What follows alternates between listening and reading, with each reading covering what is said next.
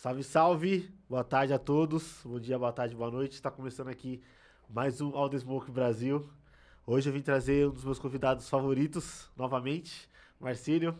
Fala, Otávio. Tudo bem? Como é que você Beleza, tá? tudo bom. Pô, muito tempo depois da última vez que eu te chamei, né? Uns 3 anos. Muito tempo, 3 anos. Foi 3 20... anos. Você me lembrou que foi 22, né? Foi 22. Eu não lembrava. Você falou que foi 22. Eu falei, caramba, faz tanto tempo que não parece, né? Não parece, Voou, não parece. né? Voou, né? E aí, o assunto que eu queria tocar com ele hoje, eu sempre quis chamar um cara pra falar sobre hip hop novamente.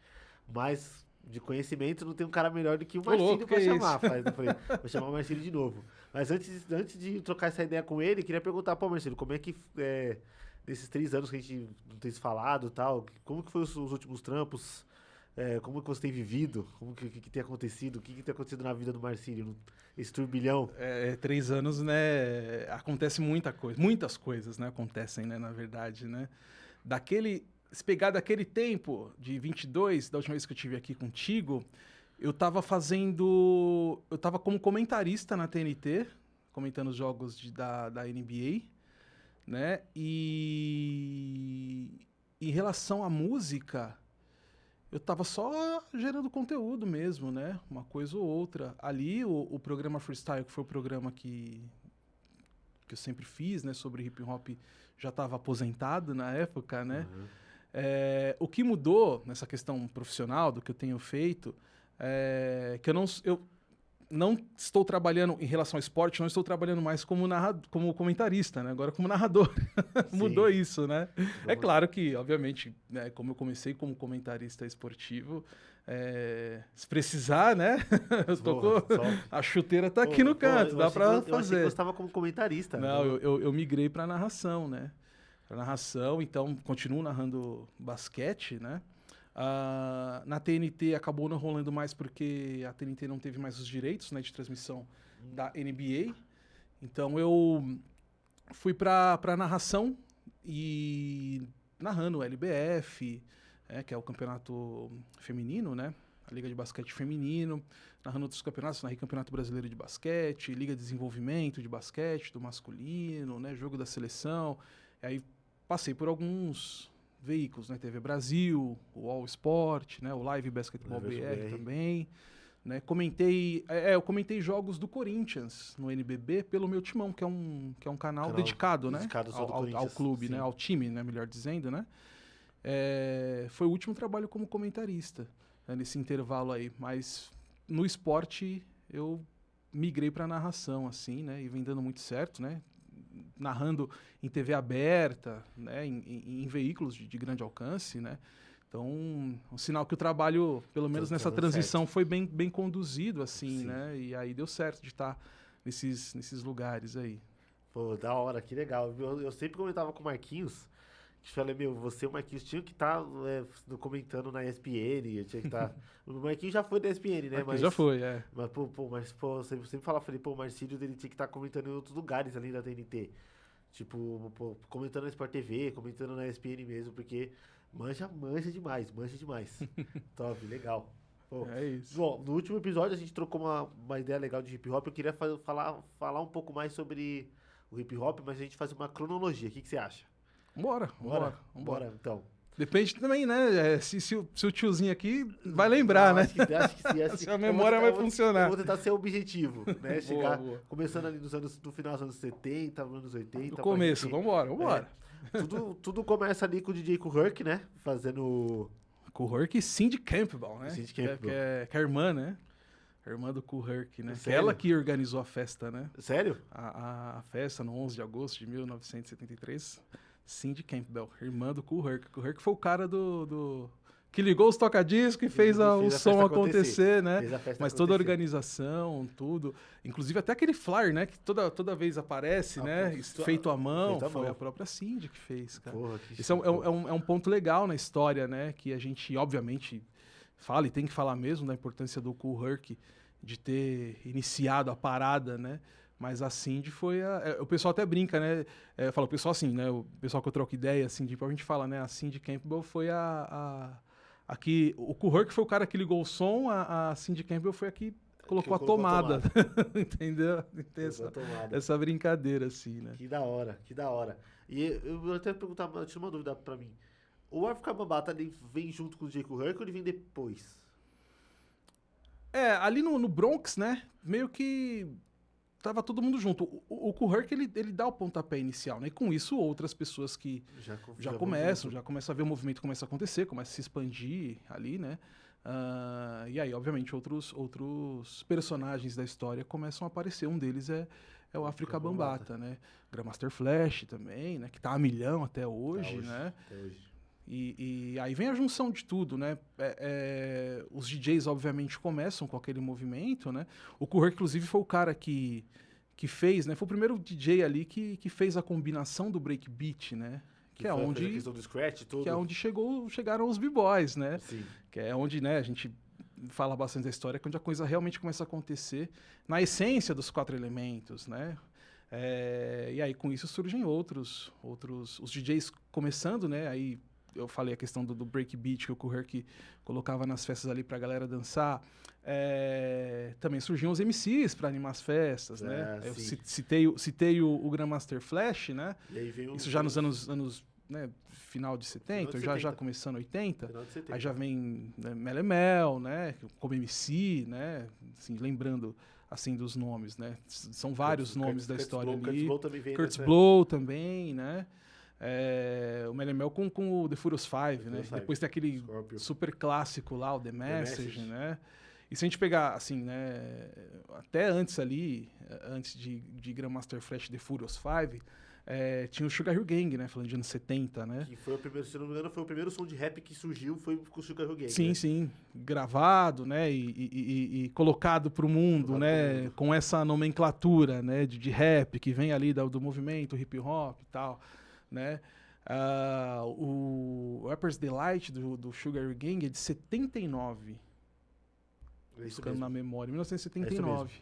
Né? Aí depois desencadeia aí toda aquela febre, né, do hip hop, a coisa vai pro cinema também, com Beat Street sendo um expoente, né, daquela cultura, né? Enfim, né? Esses primeiros anos aí com o Kuhurk aí foi isso, né? Foi esse lance de agregar, né?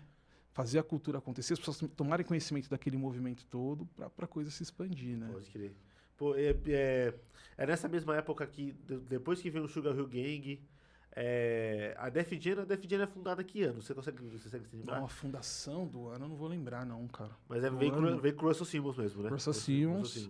Mas o ano especificamente, aí não vou lembrar, não vou saber te dar exatamente, beleza, porque aí vem o El Cool J. El Cool J. Da Def Jam era o El Cool J. O Comodí não era da Def Jam, não, né? Comodí não, mas ele já tava fazendo, já tinha lançado coisa nessa época aí, né? Somente ali, início dos anos 80 ali, o Comodí já era um nome forte já. Ele até Doug Fresh também, a gente vai lembrando os nomes aqui. Doug Fresh, a MC Light também vem dos MC Light também, tem também. Se você pegar também Eric B. Rakim, né? Já avançando também, né? Já eram os nomes que já começavam a surgir, né?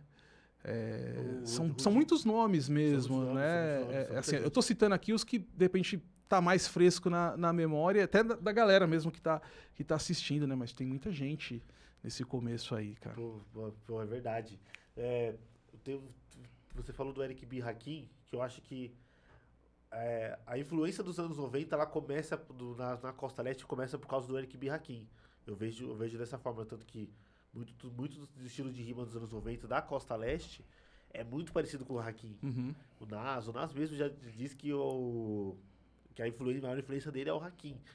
Mas aí tem um porém, lá do outro lado do já tava acontecendo coisa também. Já tava acontecendo outro negócio lá do outro lado, na Califórnia. Lá no Pacífico, lá, né? Pacífico. Que aí, se eu não me engano, o ICT chega primeiro, né? Com Colors. Tem o ICT... Na verdade, cara, eu tô tentando puxar aqui, quem começa mesmo ali a questão da costa oeste, né? Os caras... que ali a costa oeste, antes mesmo dessa questão do rap, que tava muito já tava sendo bem mais difundido, vamos colocar assim, ali na costa leste, principalmente em Nova York, né? no Oeste pegava muitos bailes, né? Também era essa coisa do DJ, mas era um dos bailes, né? De funk, soul, né? O Dr. Dre mesmo vem daí, né? Eles viram mais uma pegada slow jam, funk, tudo, que tinha Zap, tinha o Funkadelic do George Clinton. Sim, tinha muita coisa relacionada aos bailes, né? Que também tinham os MCs, né? E aí que iam surgindo ali as caras que a gente conhece até hoje. O próprio Ice Cube também, né? Nessa questão de ser parceiro do Dre, o cara se enfiava nos bailes que o Dre ia tocar, pô, mandar uma rima aí, né? Então. tinha tudo isso também, né?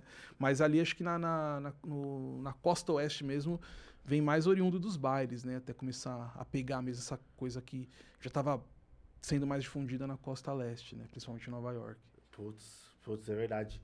E aí o NWA chega depois do ICT, né? O NWA, o primeiro disco é de 89, né? Straight Outta Compton. O Straight Outta Compton é 88. 88. O primeiro é o Straight Outta Compton, depois acho que é o Easy Done. Não foi o single que foi de 88 e o álbum 89? O Boys in the Hood, eu acho que o Boys in the Hood do Easy sai primeiro. Sai primeiro, depois vem o Straight Outta Compton. Depois vem o Straight Outta Compton, e depois vem o álbum do Ice Cube. O Ice Cube saiu em 89, do NWA, se não me engano. Porque quando sai o single da Boys in the Hood, ainda era o Eazy, ainda não tinha nem o NWA necessariamente como grupo. Os caras estavam juntos ali. Estavam juntos, mas era só o Eazy. Mas era o Eazy, com o Dre ali e o Cube escrevendo, né? Ele compondo.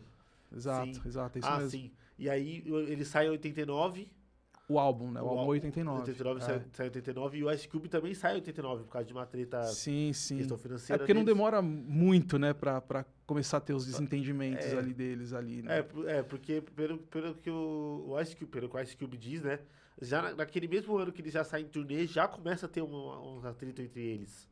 Mas é mais entre o Ice Cube e o empresário deles.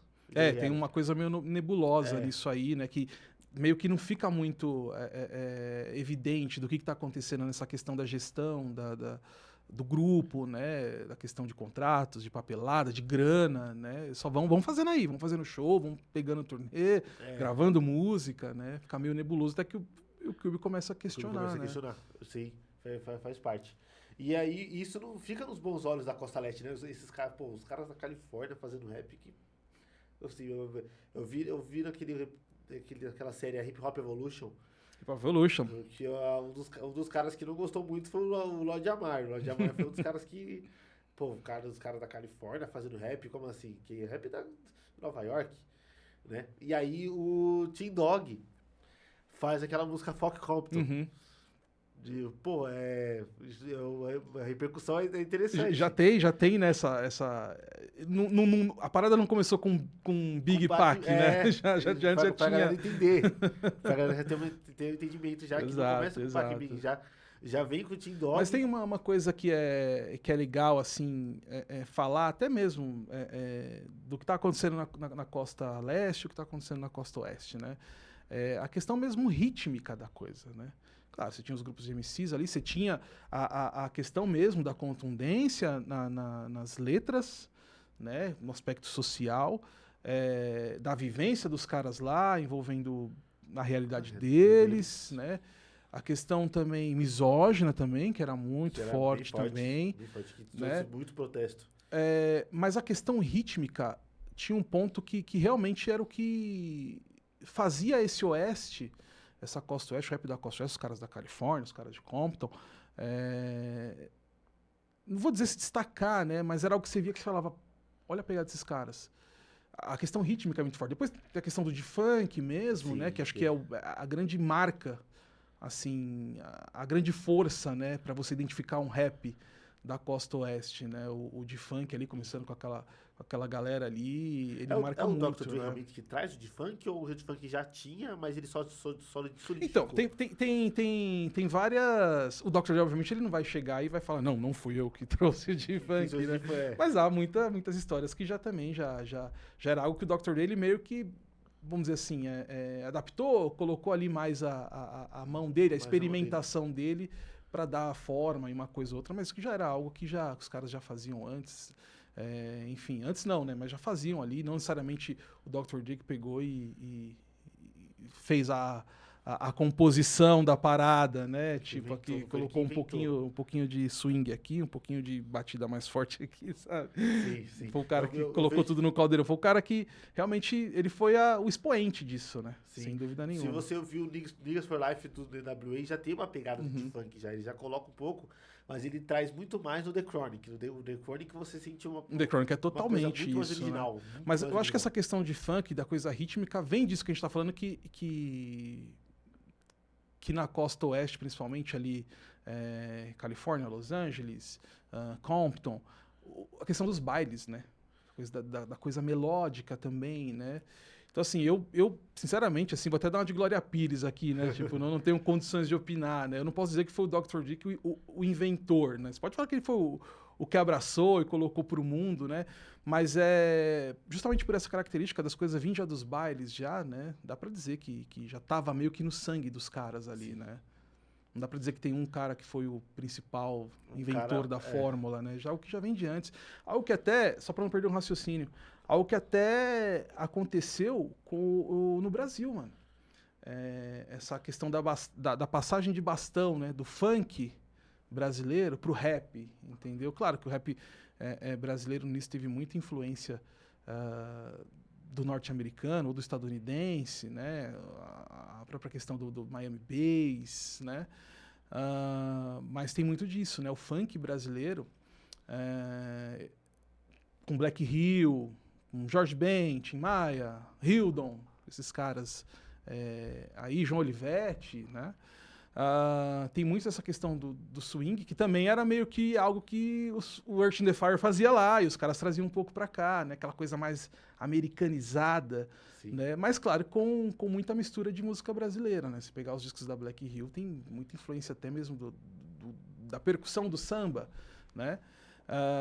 Então, eu comparo assim porque tem muito disso, assim, essa passagem de bastão que aconteceu aqui no rap no Brasil, né? Era o funk que passando ali para entrar o rap nacional, né? Que aí depois também o rap nacional não só pegou essa coisa do funk, do swing, né? Do groove, mas também se inspirou e se espelhou muito até na questão contundente, né? Se Sim. pegar os grupos do começo dos anos, não tô nem falando dos anos 80, no Brasil, os grupos que começaram ali a aparecer nos anos 90 eram mais contundentes por conta do quê? Do Public Enemy, do NWA, entendeu? Eram os caras que falavam Public Enemy uma coisa mais politizada, né? O NWA mais aquela coisa de gangue, de crime, né? Então, assim, querendo ou não, o funk brasileiro, o rap brasileiro sempre teve como espelho o que estava acontecendo ali nos Estados Unidos. Né? O primeiro, você citou o rap nacional, a gente falou do Sugar Hill Gang, mas o primeiro rap que sai do rap nacional é do Taíde DJ1. Taíde DJ1, se não me engano, não é? 88, 89? O primeiro O álbum. primeiro álbum O de álbum rap. é uma coletânea, né? É uma coletânea. Hip Hop Cultura de Rua, né? Considerado aí o primeiro registro fonográfico do rap brasileiro. Apesar que tem outros ali que são da mesma época, né? Tem outros álbuns ali, outras coletâneas. Tinha muito essa questão de coletânea, né? As coletâneas no Brasil, primeiramente as equipes de baile faziam as coletâneas com músicas gringas. Se pegar uns discos antigos aí, cara, você vai ver as coletâneazinhas lá, os Piratinhas, né? As coletâneas. Tem muita música, sei lá, você pega um compilado lá, tem lá o Earth in the Fire, tem todas essas, Queen the Gang, né? E aí as próprias equipes de bailes no Brasil começaram a dar espaço para os MCs, né? Então tinha concurso. A equipe de baile vai lançar uma coletânea com os MCs aqui que ganharam os concursos. Nisso saiu Consciência Black, né? Consciência Black é contemporâneo ali ao Hip Hop Cultura de Rua. Consciência Black, o volume 1, que é o classicão, assim, ele tem o primeiro registro dos Racionais, cara. Tem Sherry Lane, na época eram duplas, né, Racionais, né? Era o Brau e o Blue, que era BB Boys, o nome da dupla deles. E a outra era DJ KLJ e Ed Rock. Né? Porque um é da Zona Sul e um da Zona Norte. Então, nesse Consciência Black, tem a música ali do Brau com o Blue e tem a do KLJ com o Ed Rock. Antes de formar Racionais. Antes de sair o Holocausto Urbano, que foi o primeiro disco. Nossa, caramba, e olha que... Nossa... É louco, né? Louco. Consciência Black. Aí depois tem, o Consciência Black é um disco muito raro do rap. Putz, já ter trazido aqui, eu tenho Você tem? o vinil. Então. Demorei pra achar, hein, mano. Demorou? Mas quando achei, parecia gol do Corinthians em final de campeonato. Feliz demais. Mas é. Não vamos falar de futebol? Não, né? Mas é. Tem o Consciência Black depois que lança também muitos grupos, né? O DMN, né? Enfim. É que assim, eu comecei. Nem sei se ia puxar pro rap nacional, mas volta aí pro que a gente tá falando. Vamos voltar, Eu só quis trazer esse paralelo pra pra entender um pouco, quis falar que, tipo, no Brasil também algo parecido acontecia, né? Não, então pra gente não perder o time aqui na questão que a gente já tá nos anos 90 já, vem a dominância da Death Row já no começo dos anos 90. Ali em 92 veio o The Chronic, já veio o Dog Style. Chronic já era Death Row já, né? O primeiro disco solo do Dre já era Death Row. Dr. Dre, já veio o Snoop Dogg. E aí, eu vou deixar guardado essa questão do disco do Snoop Dogg, porque quando a gente chegar nos anos 2000, vai ter um disco que eu quero fazer uma comparação pra ver qual que tem mais impacto. Tá. Que eu vou chegar lá. E aí, quando chega tem 92, 93, e a galera da Costa Leste tá vendo essa dominância da Costa Oeste. Porque é muito importante lembrar, apesar da Costa Leste ter solidificado, ter inventado, ter criado o hip hop, eu acho que quem elevou o nível naquele momento foi a Costa Oeste. E aí tem três álbuns que saíram em 93, 94, que pra mim é um debate muito legal pra saber qual que tem mais impacto e qual que traz a Costa Leste de novo no mapa. Se é o Ready to Die do Big, se é o 36 Chambers do Ten, ou se é o Ilmatic do Nas. Eu não consigo, pra minha opinião, eu acho o Nas, eu acho que tem mais impacto ali, que traz o nome de volta pra Costa Leste. Muita gente acha que é o do Big. Eu acho que falam que é o do Big pelo fato da questão da ostentação, das vendas, dos singles e tudo diferente. Eu quero saber o que você acha. O Big chega muito forte na indústria, né? Sim. Como um álbum, o primeiro álbum solo dele chega muito forte, né? Bom, pra época, né? Eu não sei dizer o que refletiu ali, né? Para as pessoas da época ali, o que chega pra gente, até porque a gente tá na outra parte da América, né? Uhum. A gente está ao sul da América, né? O que chega pra gente, de repente, não é a mesma sensação do que tá acontecendo naquele momento em relação a disco, né? O que chega, e o que a gente até hoje diz, né? Que o Merrick foi o que mais teve impacto. Até hoje, né? É uma coisa muito e é engraçado que essa questão de época, né? O Will Merrick não foi o mais, fala de número de indústria, não foi o mais vendido. Né? Porque realmente o Big chega muito forte, né? Com a Bad Boy, com o meninão lá. Pegou, você viu? Saiu esses dias aí, né? Nossa, nem ver. Mas eles chegam muito forte, né, cara? O Wu-Tang Clan é aquela coisa do grupo mesmo, né? Da banca, né? Tem esse ponto diferencial. Porque você tá falando de Ready to Die, que é o de um artista solo. E o Merrick também de um artista solo.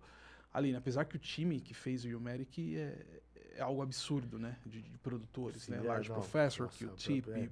O cara praticamente fez o Dream Team de produtores, um álbum muito rock, enfim, né? Eu acho que do Ten tem esse ponto de ser aquela coisa da banca, né? De chegar muito forte, né? E é um disco que impacta até hoje. Você vai pegar de referência grupo de rap. Vamos falar de grupo. Você cita o Ten Clan, assim, como banca, né? E o engraçado é que assim, né? Todos os caras que saíram pra fazer carreira solo também emplacaram grandes álbuns, né? Aquele primeiro do Diz é muito brabo, o do Raycon, o primeiro do Raycon é sensacional, cara. O primeiro do Raycon, né? Pô, até o do Dirty Bastard o Dirty também, né? Então, essa questão de banca mesmo, né? Então, eu acho que transita por esses lados aí, né? De impressões mesmo, né? Não dá pra dizer que esse disco impactou, trouxe toda a atenção pra Costa Leste, né? Acho que cada peculiaridade, né, desses álbuns aí trouxe isso, né? A questão da força do Big na indústria, o cuidado com o Ilmatic, né? De todo o time, de tudo que reuniu pra produzir. E essa questão de grupo de rap, né? Muito forte, né? E assim, a gente tá falando de... O do Ten é de 93, o Red to Die 94 e o Merrick 94. 95 você já tinha o The Infamous, do Mob Deep. Então uma clássico, dupla, cara. entendeu? É muito clássico que sai. Ao mesmo tempo ali, né, que a gente tá falando que esse fim de 80 e começo de 90 no Oeste era muito forte, muito por conta também da Funk, Dr. Dre, NWA, Ice Cube, Eazy-E, enfim. essa outra parte do mapa lá dos caras tava pegando e muito, né? Com esses álbuns aí, né? Essa primeira década aí, a primeira metade da década de 90 é muito forte também, né? É muito forte. Então... É muito forte. E o Pac é que o Pac demora um pouco, porque eu não considero muitos dos primeiros discos do Pac tão fortes. Eu acho que os álbuns do Pac não são tão bem trabalhados, os primeiros discos não são tão bem trabalhados em questão de produção. Eu acho que são os álbuns um pouco desleixados. Qual? Os 3 primeiros? Antes Os 2 primeiros, o Apocalypse e o Streak for My Niggas. Eu acho que o Streak for My Niggas é muita faixa, eu acho que é muita música. O Apocalypse não, eu acho que é um disco que não é tão bem produzido. Eu acho que ele pesa mal mesmo no Me Against the World. No Me Against the World ele acerta. O Me Against the World, pra mim, né?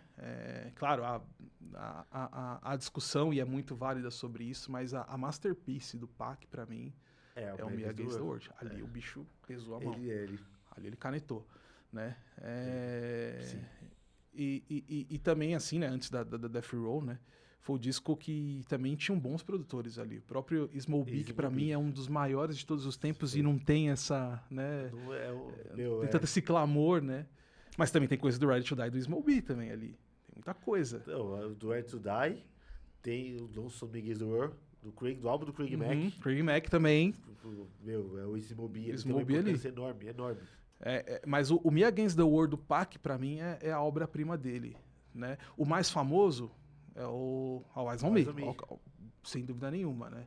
Até hoje, né? Você vai pegar tudo quanto é lista aí, de qualquer um você vai falar. O Eyes on Me tá ali entre os melhores, o que mais gosta, enfim, né?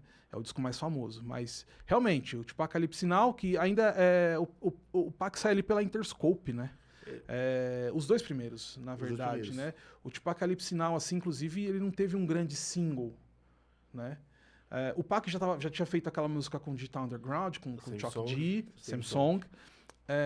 Aí ele lança o primeiro disco dele, e o single, a música que até porque o Pac mesmo queria trabalhar, né? É a Brenda's Got a Baby. Brenda Got a Baby, e tem o clipe também que, por ser o primeiro clipe de um artista, como o Pac, que já estava fazendo coisa de cinema, estava aparecendo, né? Foi algo que, tipo, ninguém esperava. Não é uma música que você fala assim, vou colocar essa música pra tocar na rádio, pro clipe passar na MTV, tá ligado? Sim. Mas o Pac queria, já era a questão não só da personalidade, mas do que ele acreditava, de passar aquele tipo de mensagem logo de cara. É o meu primeiro disco, eu quero passar essa mensagem. O Streak for My Niggas já tem outra pegada. Apesar de ter um clássico lá, que é Keep Your Head, que é um clássico, né? Tem a Get Around, que já é outra pegada. É uma pegada diferente. Ele entende qual que é a pegada que ele tem que fazer. Uhum. Que é a mesma coisa que ele passa pro Big. Ele passa pro Big isso. E tem uma coisa legal nesse som, nesse single, né, do I Get Around, que a parte do Chuck D não é ele que escreve. É o Pac, porque ele ficou com medo da mulher dele brigar com ele. Porque a música é os caras ali na zoeira deles, entendeu? E você vê como é um disco que ele é muito extremo, né? Ele tem a música Get Around, né, que é a zoeira ali, tiração de onda, mulher, aquela coisa toda, de jovens se divertindo, né? E do outro lado ele tem uma baita mensagem que é na Kipia, né? Que fala ali a questão do cuidado com a mulher. Com a mulher, principalmente da luta das mães, né? A gente fala muito da Germama do Pac, né? Que é uma homenagem, mas é uma homenagem do Pac para a mãe dele. Aquela ali, o Pac, ele fala muito da questão das mulheres, das mães, do gueto, né? De como é todo aquele enfrentamento, né? Então, isso é um disco que tem diversos tipos de mensagens, até extremas, né? Uma ponta tem uma coisa, na outra tem outra. Nesse disco também tem uma música que ele fala da questão dos pais, que é a Papa Song. Papa Song também. Papa Song também é um disco que ele fala da questão do abandono, uhum. Que é muito interessante também. Eu falo muito que eu acho que é esse impacto que o Pac tem até hoje, da questão da mensagem dele, que é uma coisa que ele falava nos anos 90, mas é uma coisa que ecoa até hoje. Por isso que ele é muito falado até hoje. Essa questão das mães, a questão da fome, a questão do racismo, tudo isso ecoa na música dele. As pessoas falam dele até hoje por conta disso. Uhum. É muito interessante. É aquilo, né? Você pega... O pessoal lá meio que classificava assim, né? Você quer letra politizada? Você vai ouvir Pac. Você quer curtição? Você vai ouvir o Big. Né? Tô nem falando de quem rima mais, de quem tem mais flow, quem não sei o que é. Mas tinha essas duas especificações entre os dois artistas. Né? Então, de fato, era meio classificado assim, né? Apesar do Pac também ter ali os momentos dele ali que curtia a vida, ele sabia também. O Wise On Me é mais isso, né? O Wise On Me tem mais essa pegada. Ele vai pra Death Row, né? E aí o foco muda. Da Wise On Me já passa a ser uma coisa mais balada, mais ready to die. Sim. O Always On Me, até comparando com Me Against the World, né? Acho que os dois discos falam muito de relação interpessoal, né? Das relações do Pac com as pessoas, com a vida, os dois. A diferença é que quando o Pac escreve, produz ali, concebe o Me Against the World, ele estava numa fase muito, muito ruim. Pessoalmente, mentalmente, ele estava beirando uma depressão. Não sei se você já chegou a ouvir falar sobre isso. Eu li isso no livro dele. Então, ele estava, tipo, realmente no fundo do poço mentalmente, assim, muito abalado, por conta de tudo que aconteceu com ele. O lance da prisão, foi aquela história toda da acusação, né? Sim. E é um disco triste, cara. Me Against the World, na questão de, tipo, se você pegar mesmo assim, né? O conceito das mensagens. É um disco, não vou dizer triste, acho que não é o termo correto, mas é um disco mais carregado de emoção, sabe? É um disco muito carregado de emoção, assim. Uma emoção realmente mais pesada, sabe? E introspectiva do Pac também. Né? O disco saiu, ele tava na prisão. Tava preso. Né? Então é um disco que carrega muito isso. O Always On Me, ele também carrega muito essa questão de emoção, de relação interpessoal, mas é de vários tipos. Ele fala de amor, Doug's Passion. É um love songs ali, assim como Putz, como é que é o nome daquela música lá? Eu esqueci o nome agora, cara. Pô, Always On Me, é o disco que eu ouço todo dia. Qual que é? Que ele fala pra mim, né, que ele quer ser o negão dela. Não é Esquerda Lozão, né? Não? Não. Puta, meu... Fugiu o nome. Não dá pra memorizar tudo também. Fechou. E ao mesmo tempo também tem a questão do Pac ser um cara, até por muitas vezes, influenciado pelo Suge Knight em muita coisa. Muita coisa. Ser aquele cara violento, agressivo, né? Também carregado, motivado por sentimentos ali. Ele expõe tudo aquilo, mas de uma forma que não foi passada no Me Against the World. E até uma forma até irreconhecível do Pac de tudo que ele quis passar nas mensagens dos 3 primeiros discos, né? Então tem a influência do Gangstar, né? Do Gangstar que eu falo, o cara, né? Sim. E muito impulsionado pelo Suge Knight, né? Muito assim, né? E o Pac também estava carregado de sentimentos até de raiva, sabe? Sentimentos ruins por conta do tempo que ele passou na cadeia, que ele sempre fala, todo mundo esqueceu de mim aqui, me colocaram aqui e esqueceram de mim aqui, né? Então ficou aquele rancor, né? Então ele foi aquele cara, por muitas vezes até, inconsequente, né? Quando eu falo inconsequente, de não medir consequência nenhuma dos atos, não estava nem aí para isso, né? Qualquer atitude que eu tiver aqui, dane-se, entendeu? Né? E muito aconteceu disso. E com isso você também gera mais até inimigos do que você tinha antes, né? Então, o Always On Me também abriu essa porta aí, para que muitas coisas ruins acontecessem com o Pac também. Você acha que o Machiavelli traz um pouco da... Eu acho que o Machiavelli ele tenta voltar para aquela pegada do Me Against the World, mas ainda tem essa parada violenta ainda, né? Sim, de ser um cara inatingível, né? Tipo, que nada me abala. Sim. Você tem letras mais densas também, mas tem essa questão também do rancor ainda muito forte. A própria To Live and Die in L.A., né? Que pô, a música, você tem a instrumental ali, né? Você acha que ele tá ali, beleza, ele tá falando... Ele fala dos lugares de Los Angeles, né? Lembrando que o Pac ele não é de Los Angeles, ele é do Harlem, né? Ele é de Nova York, mas ele vai cedo para lá. Então, na Costa Oeste, que a coisa, artisticamente, pro Pac acaba acontecendo de verdade, né?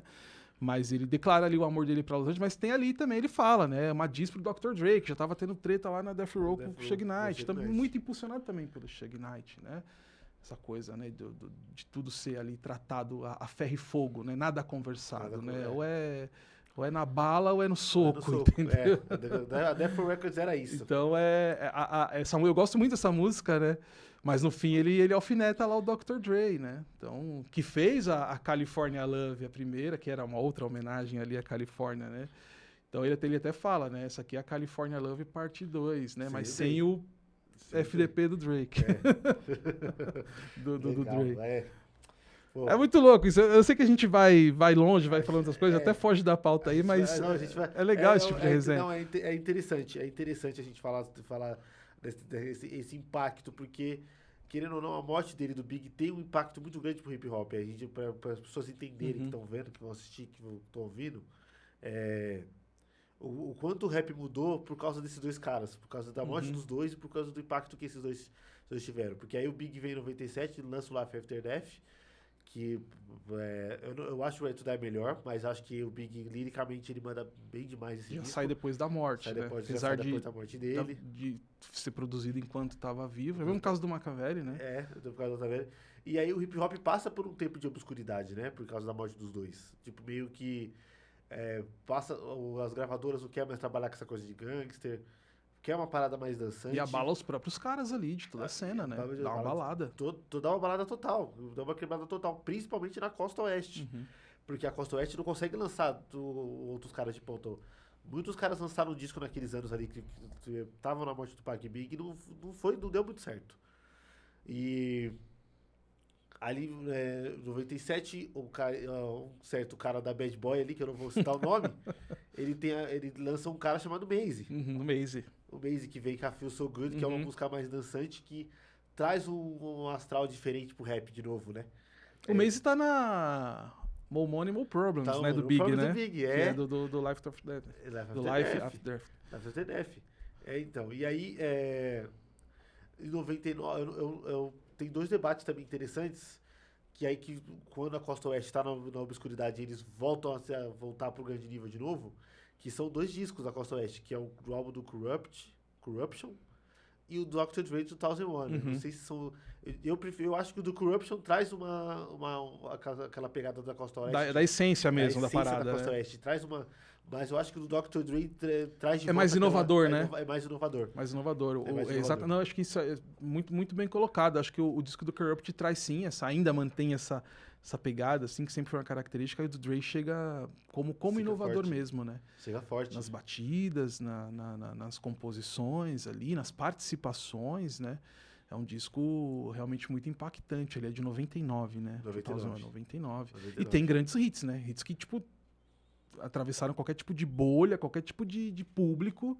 The Next Episode, Still Dre, né?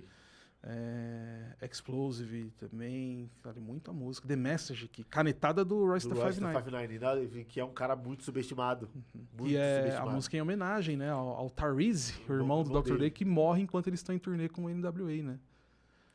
Muito louco isso, cara, muito louco. E é um excelente disco, né? É um disco... E até é um disco assim que causa impacto nessa questão musical, né, nessa questão inovadora do Dre, e por ser o Dr. Dre, até na questão de arte, de comunicação, os caras meteram lá a folha, entendeu? Meio que quebrando muito tabu também, cara. Quebrando tabu. Né? Tanto que o The Chronic 2001, que é... O Chronic tem na contracapa e tem quem tem o vinil ou o CD, tá no disco ali.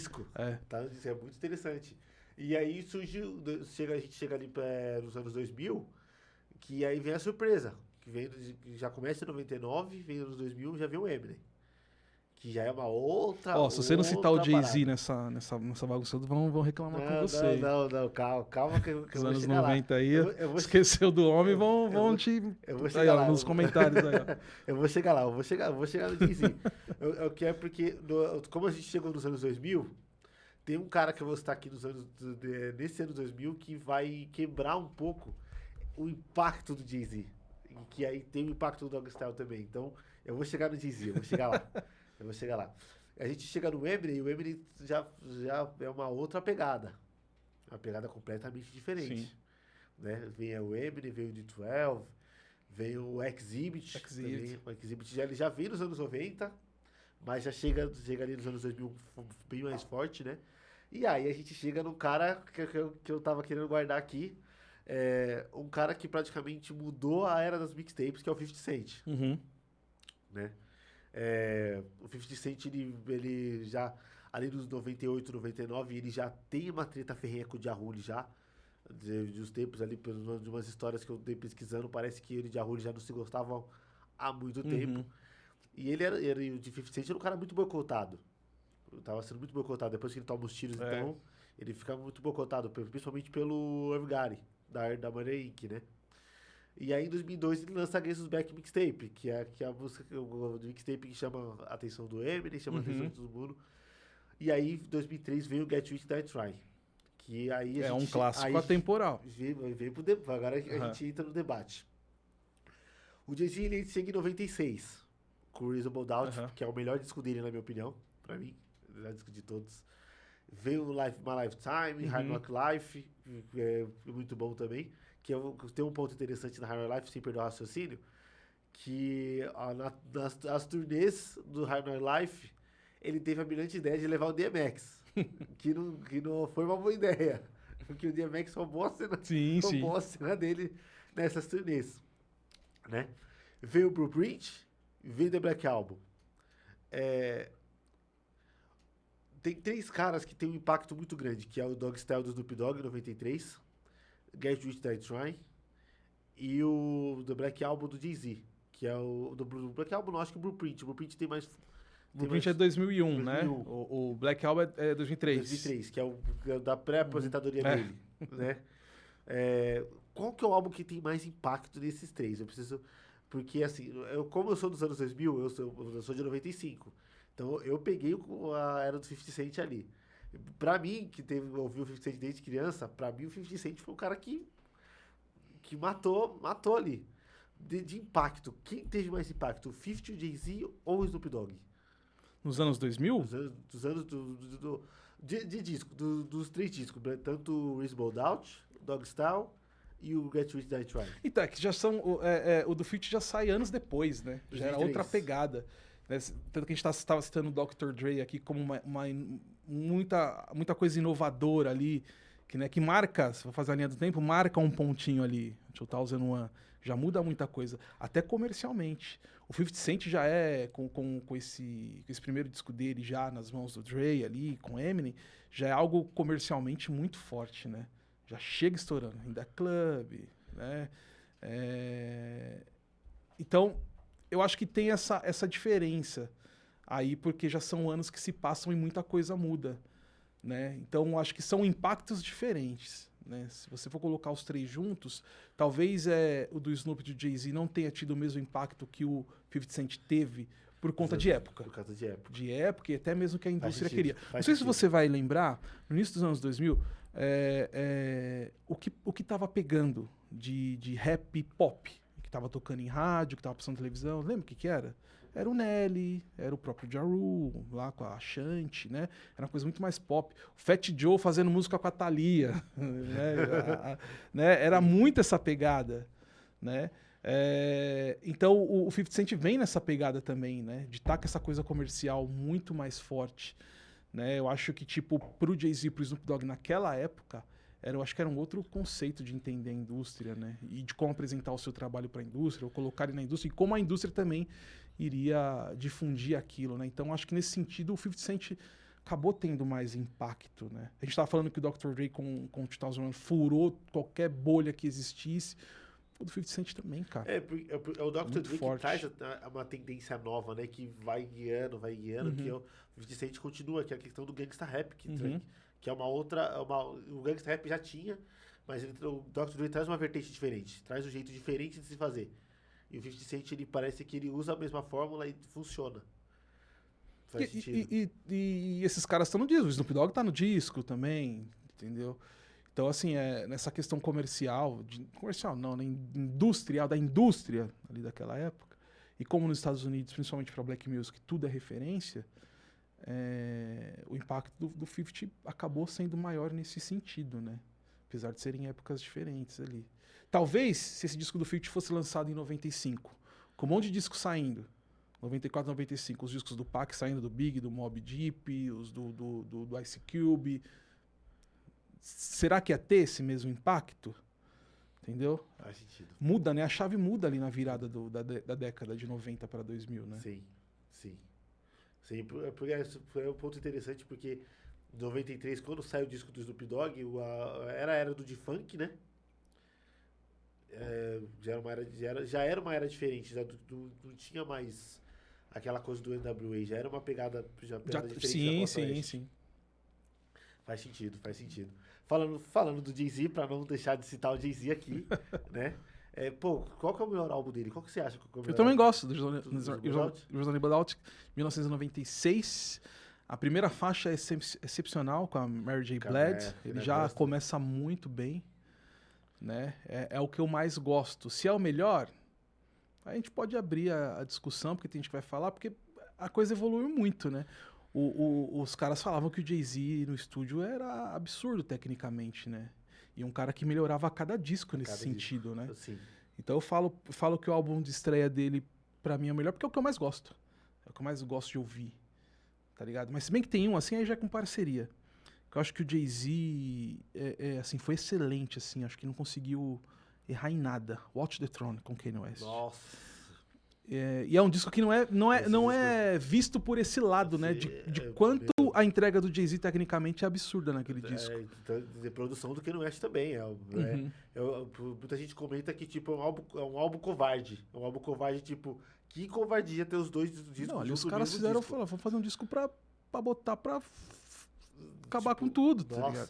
Só que é engraçado que não é visto assim, né? Tipo assim, essa questão que o pessoal gosta de falar, não, tecnicamente, né? Mas falam de outros álbuns, inclusive dos dois, com mais essa ênfase técnica do que o Watch the Throne necessariamente. Mas tecnicamente, você pegar... É algo que os caras entregaram tudo ali, sabe? Eles entregaram tudo mesmo. Tecnicamente é um álbum muito bom, excelente mesmo, sabe? Pô, mano, caracas. Nossa, você falou do Watch the Throne. E aí, a gente tá falando do Watch the Throne de quando que é? 2011. Refresca a memória. 2011. Então, 2011. Tá 96. São 15 anos. 15 anos. Então, diferença do tempo aí. Né? Então, isso só mostra isso que eu falei, que o Jay-Z, ele tecnicamente só avançou, só melhorou. Né? Então é difícil você pegar e falar que o primeiro disco dele é o melhor álbum dele, sendo que os anos iam se passando e ele ia continuar entregando cada vez mais, melhorando cada vez mais, né? Eu falo que é o melhor porque é o que eu mais gosto, né? Mas se pegar outros tecnicamente, o cara só evoluiu, mano, e fez coisas melhores tecnicamente do que Reasonable Doubt. Eu gosto muito da produção do Clark Kent nesse disco, no primeiro disco dele, por isso que eu gosto muito desse. Eu sou um cara que presta muita atenção na produção. Então, eu gosto muito da produção do Clark Kent nesse álbum, né? Voltando ali, falando da questão dos anos 2000, a gente já tá nos anos 2000, Você tem que trazer o Z-Tugs tá aqui pra trocar essa ideia aqui. Mano, isso aí o cara manja tudo, nossa, tá ligado, mano? É um absurdo, velho. A gente aqui só tá na resenha, mas se quer falar de data, disso, aquilo, o cara sabe tudo, mano. Não, traz ele aí, é um mano. absurdo, O bicho é ele brabo. sabe data de disco, Tudo, data de aniversário. tudo. Ele sabe tudo. A gente tá na resenha puxando na memória, mas ele é diferente. Você vai perguntar qualquer coisa, ele ano tal e tal, tal, tal. Nossa, brabo. E faz um trabalho excelente fora de série. Vou ver se eu consigo chamar ele. O trampo que ele faz lá no Instagram, né? E até no canal do YouTube é de primeira, mano. Não, esse top deveria ter mais reconhecimento. Tinha que ter mais reconhecimento. Infelizmente, pra gente, pra nossa pesquisa mesmo, são coisas fúteis, né? Infelizmente. Sim. Mas deveria ter mais reconhecimento o canal dele. Ó, ali nos anos 2000, teve o 50 Cent. O 50 Cent domina ali em 2003, 2005. E aí, só que aí em 2004 surge um carinha ali que vai meio que puxar o tapete um pouquinho do 50 Cent, que é o Kanye West. Dizem que é o homem que matou o gangsta rap. Você concorda? Eu nunca tinha ouvido essa expressão, assim, né? Acho que eu não concordo, não, porque a coisa continua. Talvez pros padrões de indústria, né? O que o Kanye West, a proposta do Kanye West acabou se solidificando mais, né? Mas pô, eu lembro que teve até acho que era o Curtis com o Graduation. Foi a fizeram lá a competição, né? Então. Dizem que foi aí que matou o gangsta rap de vez mesmo. Puta, mas o Graduation é muito bom, né, cara? É muito bom. É que assim, né, mano? Cara, Kanye West, é tão complicado falar hoje do Kanye West, né, cara? porque o Kanye West parece que tem é Kanye West até certo ponto, e depois é outro Kanye West, né?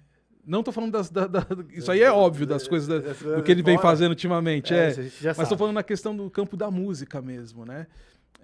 E em nenhum momento ele perdeu a genialidade dele, né, cara? Ele pode estar ali com todas as questões mentais, tá falando besteira pra caramba aí, né? Mas o bicho dentro do estúdio é complicado, né, cara? A cabeça dele ali, quando foca... tudo bem que das últimas coisas que ele lançou, não foi tudo que eu gostei, não. Eu acho que eu tô muito apegado ao Kanye West dos primeiros álbuns. Sim, eu né? também concordo. Mas se você parar, pegar e ver, o cara continua sendo um gênio na música, focado ali, né? Nas produções principalmente. Né? Eu acho que, liricamente, eu acho que ele não tem a mesma pegada de antes, assim, nas coisas mais contundentes que ele falava, né? Mas de produção, cara, assim, ele continua absurdo. Né? Eu sou do time que, tipo, devolvam o nosso Kanye West. Que esse Kanye West tá aí não é o que mais me agrada, né? Infelizmente, né, cara? E realmente foi muito lamentável, muita coisa que ele fez aí, falou, né? É de se lamentar, né? Mas o Kanye West que eu acompanhei desde quando ele apareceu, tá ligado? É algo que eu queria de volta, assim, sabe? O primeiro disco, o College Dropout, é excelente. É o meu Late Registration, que é de 2005. É excelente. Aí vem o Graduation, né? Que é de 2007. Né? E aquela coisa, né, do Kanye West produzir e a produção dele impactar. Eu lembro até hoje que aquele Fade to Black do Jay-Z, não sei se você já assistiu o documentário, que fala aí, que também tá junto naquela mesma pegada do Black Album. Não, depois disso aqui eu vou aposentar, acabou, é meu último show no Madison Square Garden. Tá o Kanye West e o Jay-Z produzindo a Lucifer no estúdio. Aí ele tá lá mostrando as batidas pro Jay-Z, o Jay-Z... Aí ele até para assim e meio que começa a ficar surpreso com o que o Kanye West tá mostrando ali, produzindo e contagiando todo mundo no estúdio, né? Até a hora que ele para assim e olha pra cá e fala: você acredita que esse negrão aí já tá dando autógrafo na rua? E é o Kanye West molecão de tudo. E ali ele já mostrava essa coisa da genialidade dele, né? Essa questão de que ele seria realmente um cara diferente na composição, na construção de uma música, e queria mudar também muita coisa no cenário do rap, né? Ali já dava pra ver, né? O primeiro disco é isso, né, cara? O segundo também vem na mesma pegada. Nossa, e o Graduation meio que consolida de vez, assim, né? É interessante, porque é uma coisa que eu respeito muito, que eu respeito bastante, é o cara que faz o disco, ele rima, produz, masterista, mixa, faz tudo. E o Kanye West faz praticamente esse cara completo. Isso é muito foda. O de que é um cara que faz isso também é o J. Cole. O J. Cole também faz isso. E é muito interessante, é muito interessante. Dito isso, devolvam o nosso Kanye West, por favor. Bom, depois que a gente chega ali em 2007 pra frente, não tem tanta coisa no hip hop que brilha tantos olhos. Tem o Lil Wayne ali. Tem o Lil Wayne. Ele é um expoente aí dessa segunda metade dos anos 2000, né? 2000. É o cara que elevou bastante o nível da parada. Mas sabe um bagulho que eu tava... É interessante você falar disso do Lil Wayne, né? Que eu acho que entra na mesma questão da primeira metade da década de 2000, que a gente tava falando de Nelly, de Ja Rule e Ashanti, aquela coisa mais pop, né? Que é o que tava pegando e tal. Mas que o outro lado disso, o lado B disso, né, tava muito forte, era uma alternativa para as pessoas, né, a não quererem ficar ouvindo essa coisa que já estava totalmente enlatada, né? É legal você ouvir um Dilema. A música estourou, marcou minha adolescência, entendeu? Eu já sou quase um senhor de idade, então eu era um adolescente ali no início dos anos 2000. Já era um adolescente. Mas o outro lado da coisa também, era até o que eu mais gostava de ouvir, né? Me atentava muito a isso, né? E na segunda metade também foi assim. Essa fase Lil Wayne, né? Que também era um pouquinho mais acessível, as pessoas consumiam mais, né? Tava tocando em rádio, tava na televisão e tal. Mas eu tava acompanhando outra parada, mano. Eu já tava a milhão com uns Little Brother da vida, tá ligado? Eu já tava do outro lado. Tanto que, assim, a segunda metade da década de 2000 pra mim, nesse sentido, né? Na época a gente falava o rap underground, né? Pra mim foi mais impactante porque foi o que eu consumi, né? Foi o que eu mais acompanhei, né? Nesse período. Aí, o primeiro disco do Little Brother é de 2003, né? O The Listening. E aí, é que assim, né? É que essa época aí, né? A gente já começa a acompanhar, eu comecei a acompanhar outros caras ali, né? O próprio Jay Dilla, o Night Wonder, já os caras da produção, né? Já estavam fazendo coisa com produção, meu produto favorito. né? Então nisso surge, né? Você tem aí o Little Brother com o Night Wonder ali produzindo, né? Já era um outro tipo de rap, aquela coisa, as bases feita no Fruit Loops, tá ligado? Tudo isso, aquela coisa caseirona mesmo, Sim. né? O beatmaker no quarto, quente, sem janela, entendeu? Fazendo tudo, né? Ali 24 horas, ali fui enfurnado no quarto. Aquela pilha de aquela- disco, os caras tirando sample de tudo, É. tá ligado? De música antiga, de jazz, de rock, sampleando, colocando nesse rap, né? O Jay Dilla também. É que o Jay Dilla já é um pouco já antes do Night Wonder, né? O Jay Dilla ele já vem junto com o De La Soul, né? Se eu não me engano. Não, gente, a coisa do Farside com Farside, produção do desse Jay Farside. Dilla, entendeu? Do Tupac com relação com produção do Jay Dilla, enfim. Tinha muita coisa acontecendo já com o Jay Dilla, mas eu falo assim, mas nessa linha, nessa pegada desse lado mais underground, né?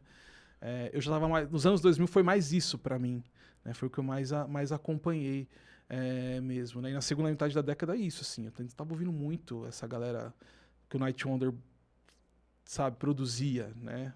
Não só o Little Brother, como outros caras também. Sky Zoo, quem mais? César Comanche, Joe Scudder, quem mais? Tinha ali daquela época ali que o Night Wonder produzia e eu gostava muito. Zion I. Mano, muita gente ali que era esse lado underground mesmo aí, né? Muita gente. The Forest Change, né? Como posso esquecer? Que aí já é produção já do Nicolay, né? Que... Tá ligado? Aquela história do The Forest Change é um bagulho muito foda, né? Os caras lançaram um disco sem se conhecer, né? O Fonte e o Nicolay, né? Um na Holanda e o outro na Carolina lá em Durham, na Carolina do Norte, né?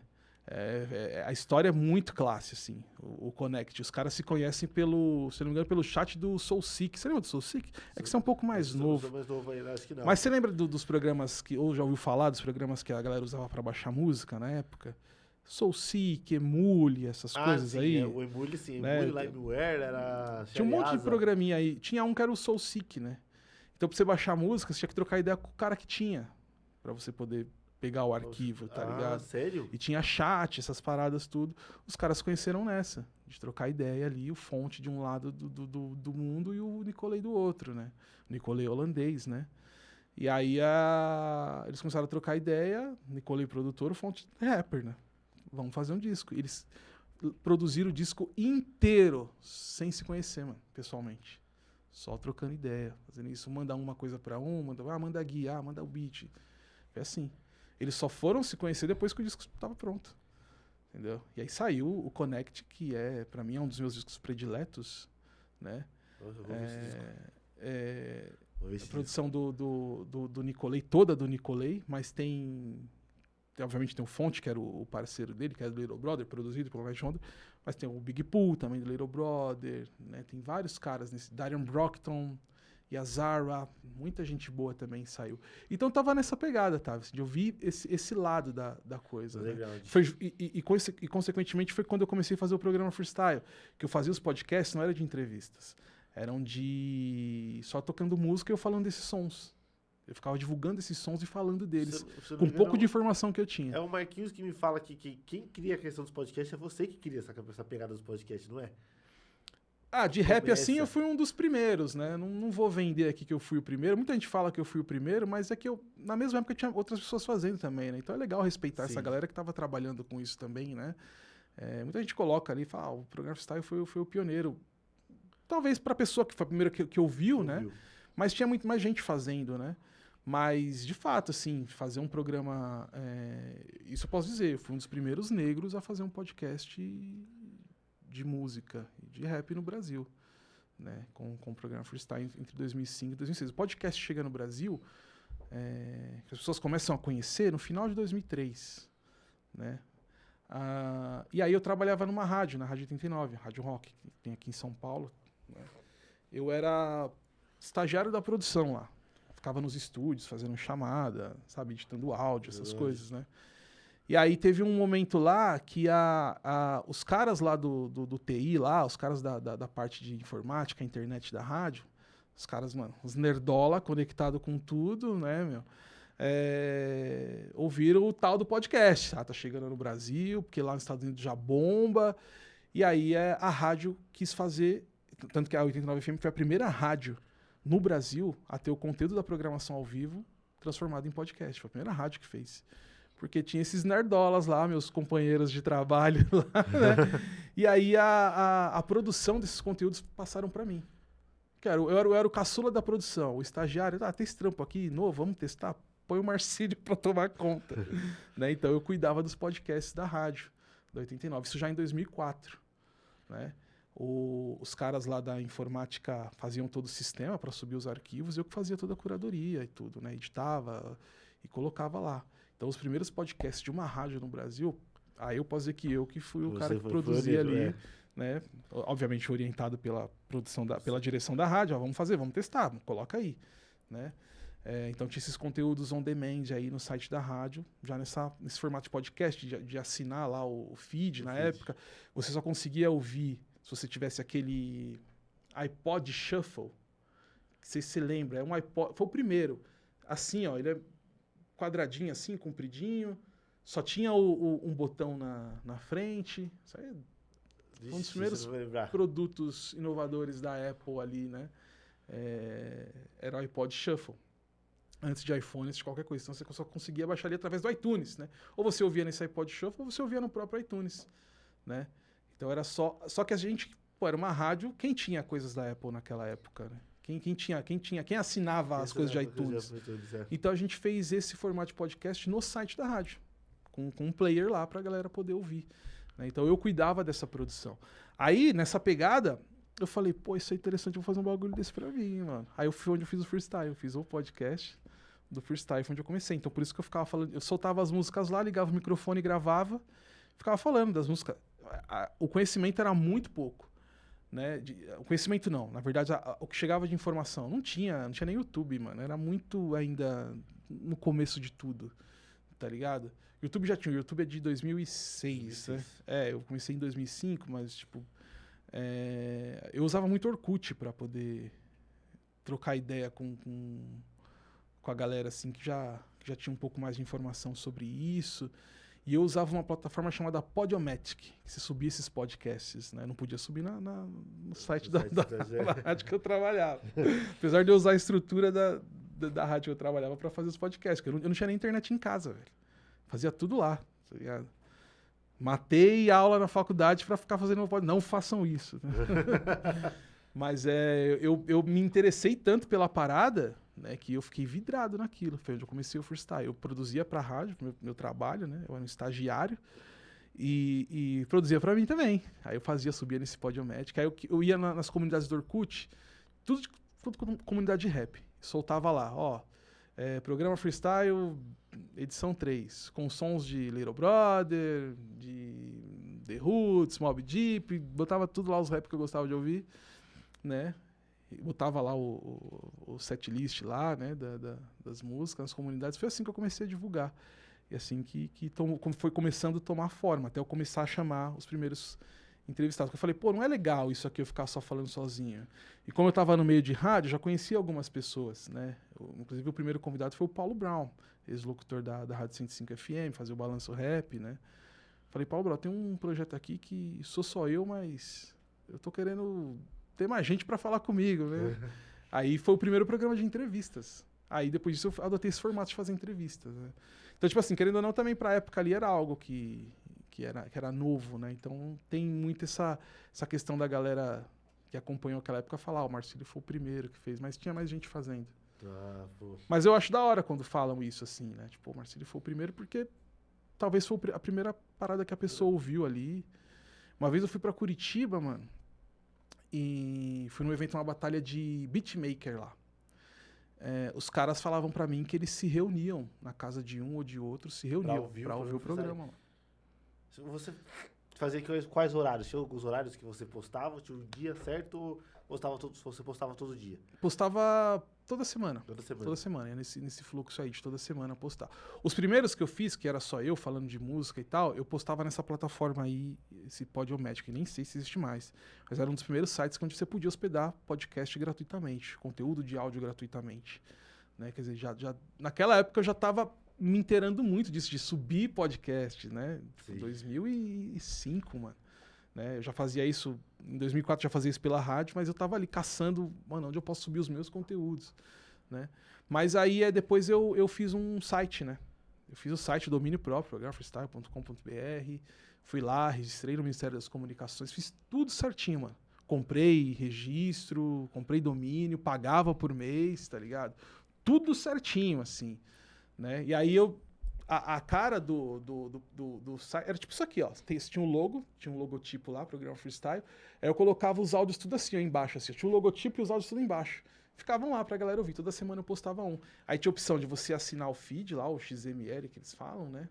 E também pra ouvir no Media Player de quem tinha o Windows, computador. Então era muito acessível, assim. Mesmo a galera a internet não sendo acessível pra todos, mas quem tinha internet e queria ouvir, podia ouvir, não precisava ter um iTunes, não precisava ter um iPod, não precisava ter um iPod Shuffle.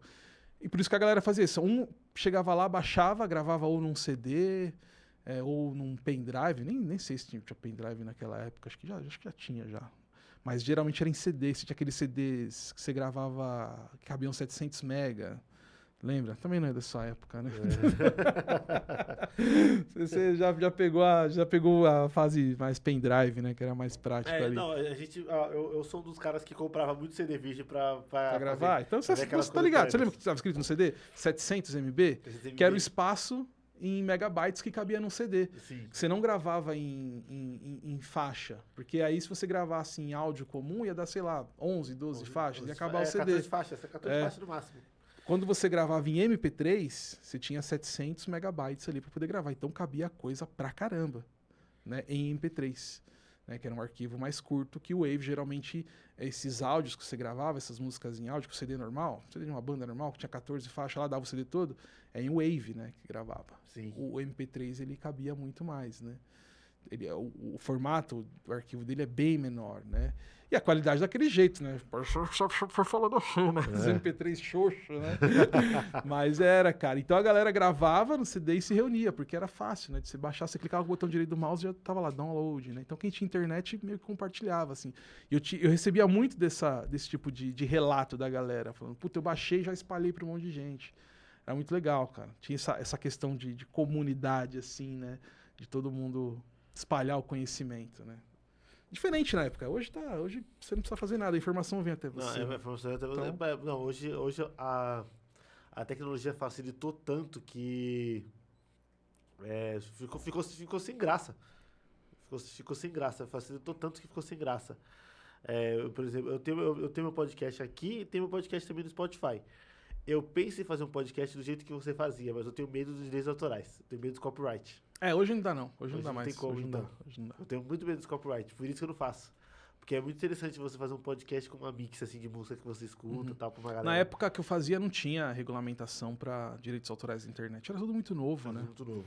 Mas depois teve. Não demorou muito, mas depois começaram a colocar isso, né? Aí já entrou aquelas políticas de... Como que fala? De Content ID, que é do YouTube, que qualquer coisa que você colocar lá, ele já identifica já. Ou você deixa sem monetizar, ou a monetização vai pro autor. Vai pro autor. O que é justo, né? Que Mas antes não tinha essa regulamentação, né? Então dava pra fazer isso. Beleza. Da hora, mano. Da hora. A gente fugiu um pouco do assunto aqui, mas foi... pouco? Muito? foi interessante a gente ter falado disso. A gente tá quando tá nos anos 2000, né? Anos 2000 a gente tá? 2000, aí a gente já falou de Kanye West, de Graduation, Wave, já a segunda metade do 2000. Então a gente já pula pra 2010 já, porque aí a gente tem o começo do Kendrick Lamar, chega o Kendrick, chega o J. Cole e o Drake. E o Drake. Que é o nosso famoso Big Trick, que que muita gente cita, falando que são os 3 melhores, embora eu não ache que sejam os 3. Primeiro som do Drake que eu conheci foi na década de 2010, foi bem antes, ele novão de tudo, numa música com fonte, produção do Night Wonder, sampleando Anita Baker. Sweet Love. Eu acho que é do disco dele de 2007, se eu não me engano. É muito antigo. É muito antigo. Foi a primeira parada que eu ouvi do Drake. Eu acho que é da mixtape dele. Eu ouvi uma não era nem álbum, era um álbum solto ali. Eu acho que eu já ouvi esse som. É de 2007. Depois eu te mando, você vai lembrar. Mano, é muito antigo, muito antigo. E assim, ele rimando na pegada mesmo daquela época. Né? Bem diferente do que é hoje, né? Sim. Ele rimando aquela coisa mais acelerada, que era o que os caras do underground faziam ali, tudo. A métrica encaixadinha, mais acelerada, sabe? Tudo certinho ali, com o flow. A métrica de flow, assim, era bem ajustada, assim, né? E soava muito bem quando você ouvia. O Drake tava na mesma pegada que esses caras. Aí depois mudou, né? Foi coisa mais comercial, mais pop. Foi uma coisa mais pop. Você tinha falado da questão da evolução do Jay-Z. Foi um cara que sempre evoluiu, sempre esteve Só melhorou. nível, só melhorou. Você considera que o Kendrick teve essa linha também? Ou você acha que teve alguma parte do Kendrick Lamar que ele tava aqui, mas fez assim, balançou um pouco? Acho que não. Acho que ou manteve ali, ou foi superior. Acho que ele não desceu em nenhum momento, não. Né? Acho que ele não... O primeiro disco dele, né? O Sessionaire é um EP, né? Não dá pra considerar um álbum, né? Um mixtape, um EP ali, né? O primeiro disco mesmo, álbum, cheio de estúdio, é o Good Kid, né? Mad City. Ele não fez nada inferior. Nem ao Sessionaire. Esses anos todos, não fez nada inferior. Ou ele fez equivalente ou superior, entendeu? Eu acho que ele não caiu em nível nenhum. Hoje, embora eu considere o Paper Butterfly, assim, o meu e o Merrick, né? Eu acho que eu considero... É o que eu mais gosto também. É o que, assim, pra mim, o Kid Mad City é uma coisa que eu sempre fico... Falei, meu, será que o Kid Mad City é melhor que o Paper Butterfly? Cara, que eu ouço, assim...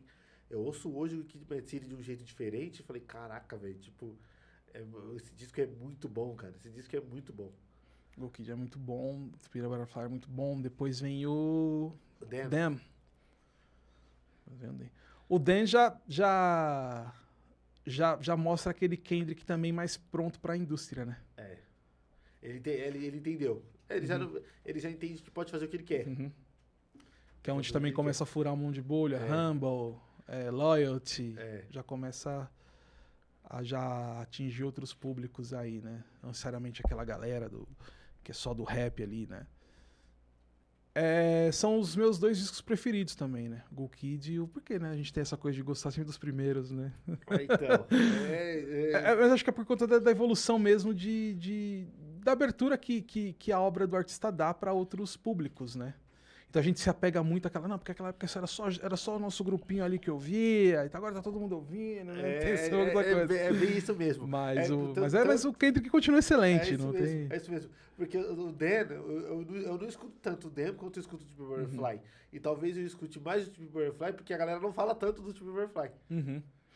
É que o To Pimp a Butterfly também, né, em questão de caneta, até a questão mesmo de posicionamento em relação à questão racial, né, o Kendrick ali, ele é muito... Ele é forte. Ele é muito forte. Agudo ali, né, ele então, de certa forma, a partir do momento que você aborda o tipo de questão, as várias questões que o Kendrick abordou no To Pimp a Butterfly, a começar pela capa, né, a comunicação visual da parada, não é algo que vai ser aceitável ou, sei lá, para todo mundo, né? Tem essa questão também. Sim.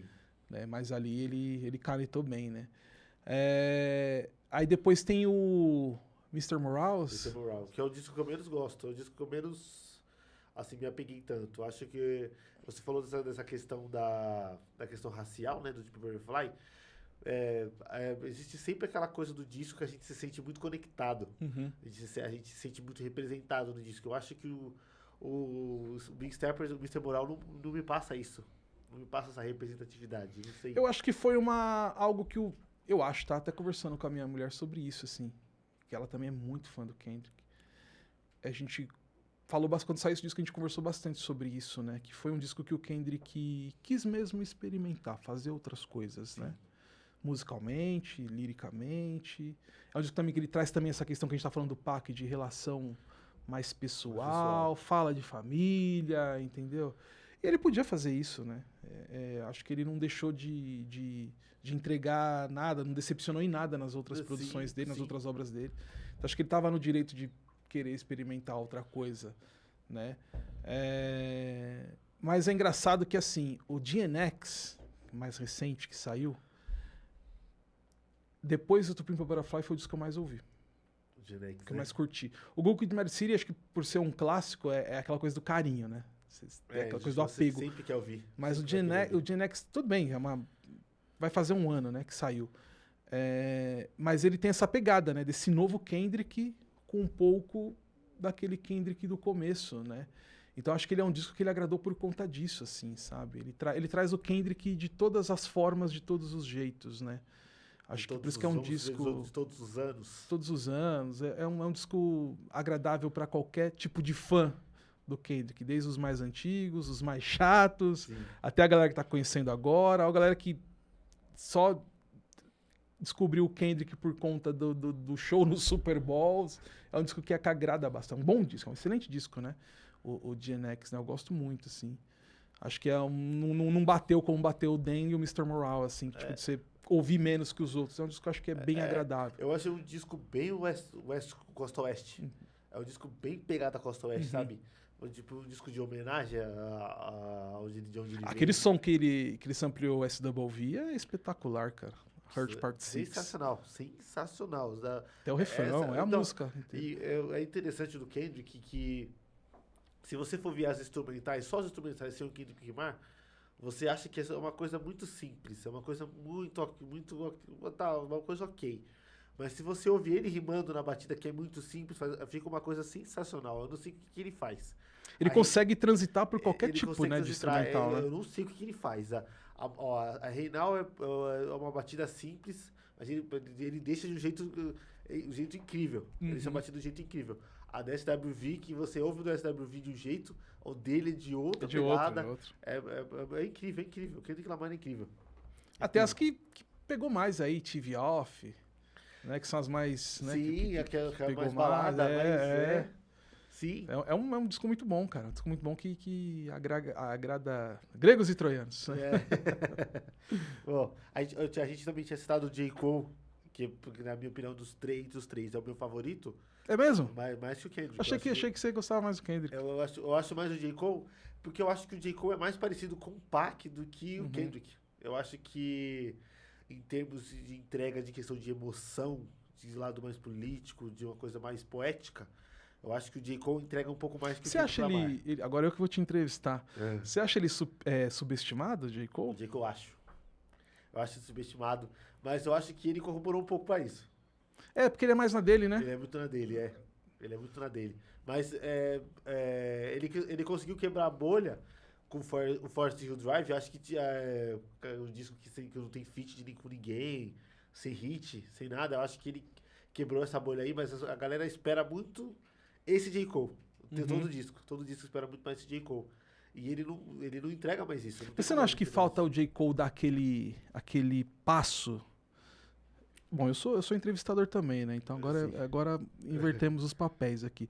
Você não acha que pro J. Cole falta dar aquele passo de ousadia que o Kendrick deu? Ou é aquela coisa, tipo, dele mesmo? Não, minha parada é essa, minha fórmula é essa, eu vou seguir, vou ser fiel a isso até o fim. Porque o Kendrick deu esse passo de ousadia. Sim.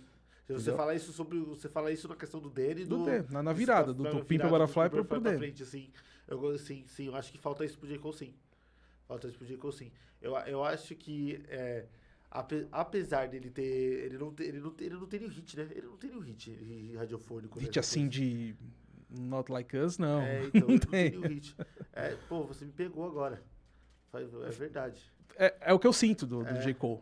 Falta dar esse passo mais ousado. Mas aí vai saber se é o que o cara quer. Aquilo que eu falei, se ele quer se manter fiel ao que as convicções musicais e artísticas dele, né? Sim. Porque ele é excelente como letrista, como é um cara de flow mesmo, de rimar ali e tal. Sim, não, quando ele quer, ele entrega, ele entrega. Mas eu acho que falta ainda esse passo. Mas é claro, não cabe a gente, não é a gente que tem que falar o que ele tem que fazer, né?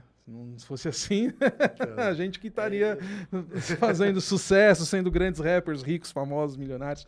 Mas não, depende do cara. Talvez seja isso, talvez ele queira se manter fiel ali. É uma parada que ele acredita, uma convicção dele, né? Sim. Você acha que ele pipocou? Acho que ele pipocou na treta ou... né? Ele falou, opa, isso aqui, ó, deixa eu já aqui, ó, já tirar isso aqui vai ficar bem pra mim, não. Deixa eu sair antes do negócio começar a azedar. Parece que ele sabia que ia acontecer, né, meu? Parece que ele sabe, cara... Eu lembro uma vez, você fez lembrar uma vez, o The Game.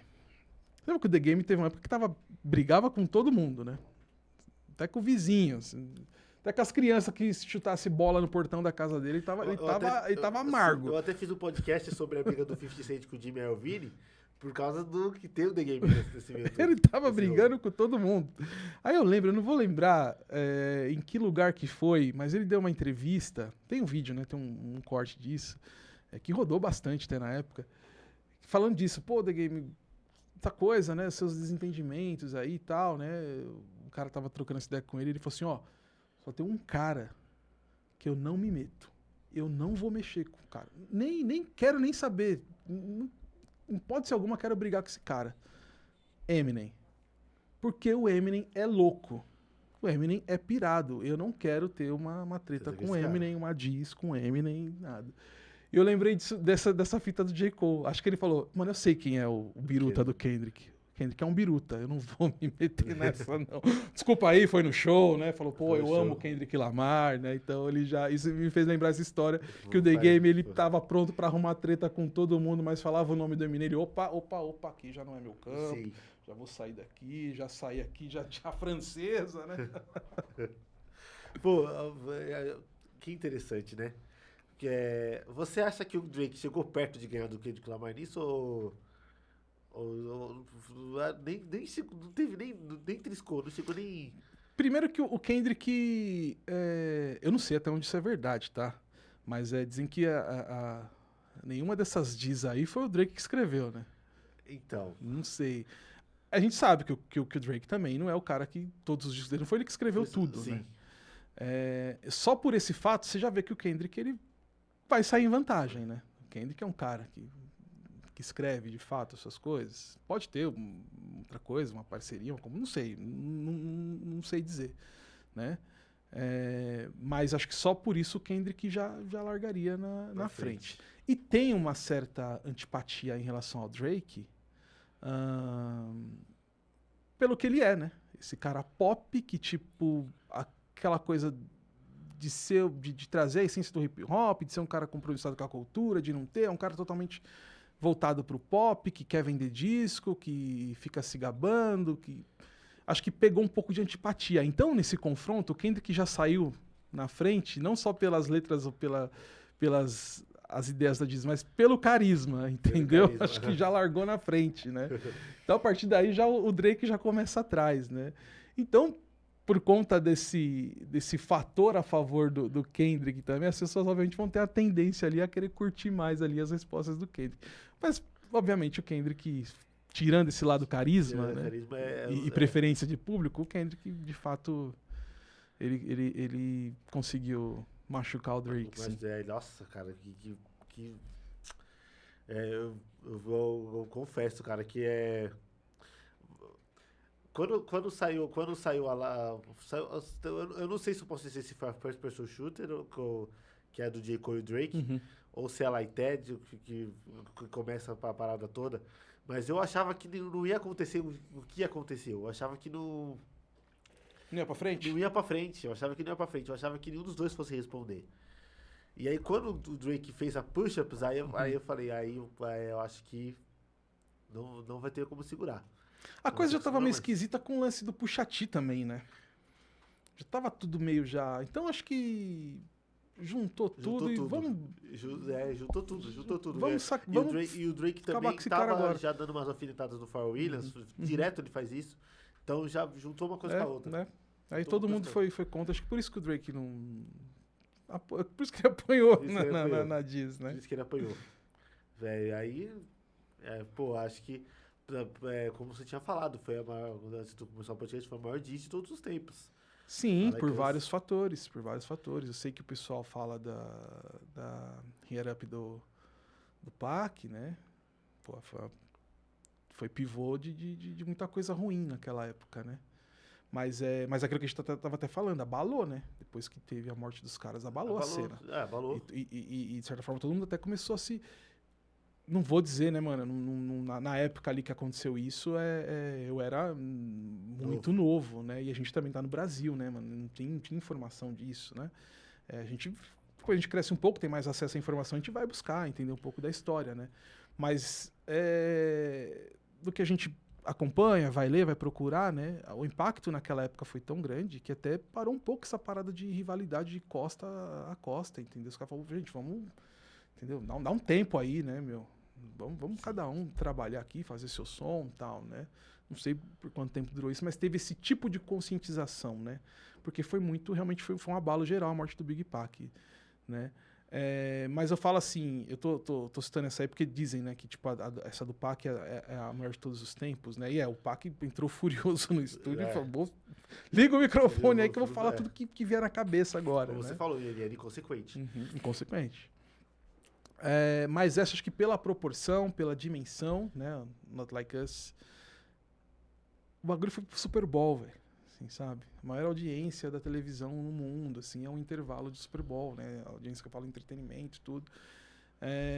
Tomou outras proporções, né? O Not Like Us, tipo, fechou a tampa do caixão, velho. Né? E a música ganhou prêmio. Uma disco que ganhou prêmio, entendeu? É um single, não tá em disco nenhum, mas o Kendrick ele não pode mais deixar de cantar essa música nos shows, entendeu? Ele não pode, tipo... A música não pode ser mais classificada como uma diss. Ela é um hit do Kendrick Lamar, é um hit do rap. Virou meme, viralizou, as pessoas fazendo dancinha. A gente que nem sabe o que é Kendrick Lamar pegar a música e fazendo a dancinha, entendeu? E eu tô falando isso em todo mundo, tá? Em todo o mundo, né? Então... É nesse sentido que eu falo, nessa proporção que é a maior diss de todos os tempos, porque ela se transformou em algo muito maior do que uma diss, entendeu? É isso mesmo. Então, vamos encerrar a cronologia do hip hop. E aí, vamos pra NBA. Opa, vamos lá. Um assunto interessante aí.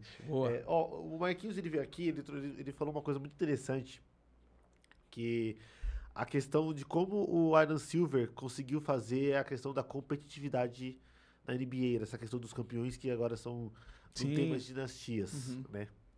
Mas o que eu queria saber de você, se você acha que com essa divisão dos campeões que vem tendo essa coisa de não ter mais dinastia, se é possível que os times, por exemplo, Bulls, que o Oklahoma venceu, mas se é possível que o Bulls, é possível que o Phoenix, esses times possam lutar por um título, nessas temporadas? Assim, eu acho que qualquer um tem condição. Hoje em dia, qualquer um tem condição de brigar pelo título, mas dependendo, obviamente, de um planejamento. Sim. Né? Por exemplo, o Chicago Bulls, eu acredito que não vai ganhar nos próximos anos. Porque o Chicago Bulls, ele tentou ganhar nos últimos anos, formando um time com Nikola Vucevic, DeMar DeRozan e Zach LaVine. Foi para esse all-in aí. Né? Não deu certo. Então agora se desfez de todos esses caras, só o Vucevic está lá ainda, mas o time do Bulls é formado por jovens. Por cara de D-League, por cara de draft e por refúgio de outros times, entendeu? Então o Bulls vai entrar de vez, vai assumir de vez que vai entrar num papel de reconstrução. Então, o Bulls tem condições de títulos, mas a longo prazo. Né? Então, entra essa questão de planejamento. O que aconteceu com o Oklahoma City Thunder? O Oklahoma City Thunder chega numa final de 2012 contra o Miami Heat de LeBron James, Dwayne Wade, Chris Bosh, etc. Com uma molecada lá, com 3 moleques lá. Um tal de Kevin Durant, um tal de Russell Westbrook, um James Harden vindo do banco, entendeu? chegou na final com jovens, os caras que foram draftados pela equipe, né? O Kevin Durant ainda foi draftado pelo Seattle Supersonics ainda, quando era Sonics, antes do time ir para Oklahoma, né? O Westbrook não jogou pelo Supersonics, mas ele foi draftado pelo Supersonics. É que na virada daquele draft ali já virou o Oklahoma City Thunder, né? Então, assim, o Oklahoma City Thunder era um time de jovens naquela época ali, no início dos anos 2010, chegou na final. Esses caras viraram estrelas e continuaram na equipe, né, para tentar manter a força, só que aí a coisa não foi acontecendo mais. Então, o Oklahoma City Thunder deixou, né, se desfez desses caras. O Kevin Durant foi pro Warriors, ganhou o título lá. Harden foi pro Rockets, né, ficou bons anos ali no Houston Rockets. O Westbrook ainda ficou um tempo ainda chegou o Paul George. Com a saída do Kevin Durant e do James Harden, a chegada do Paul George e do Carmelo Anthony foi para tentar reviver um Big Three ali, para tentar fazer o Oklahoma ganhar um título, mas também não deu certo. Se desfez de tudo isso aí, de tudo quanto era medalhão. Aí o time começou a apostar em draft. A troca do Paul George resultou no Shai Gilgeous-Alexander. Né? O Shai Gilgeous-Alexander foi draftado pelo Clippers.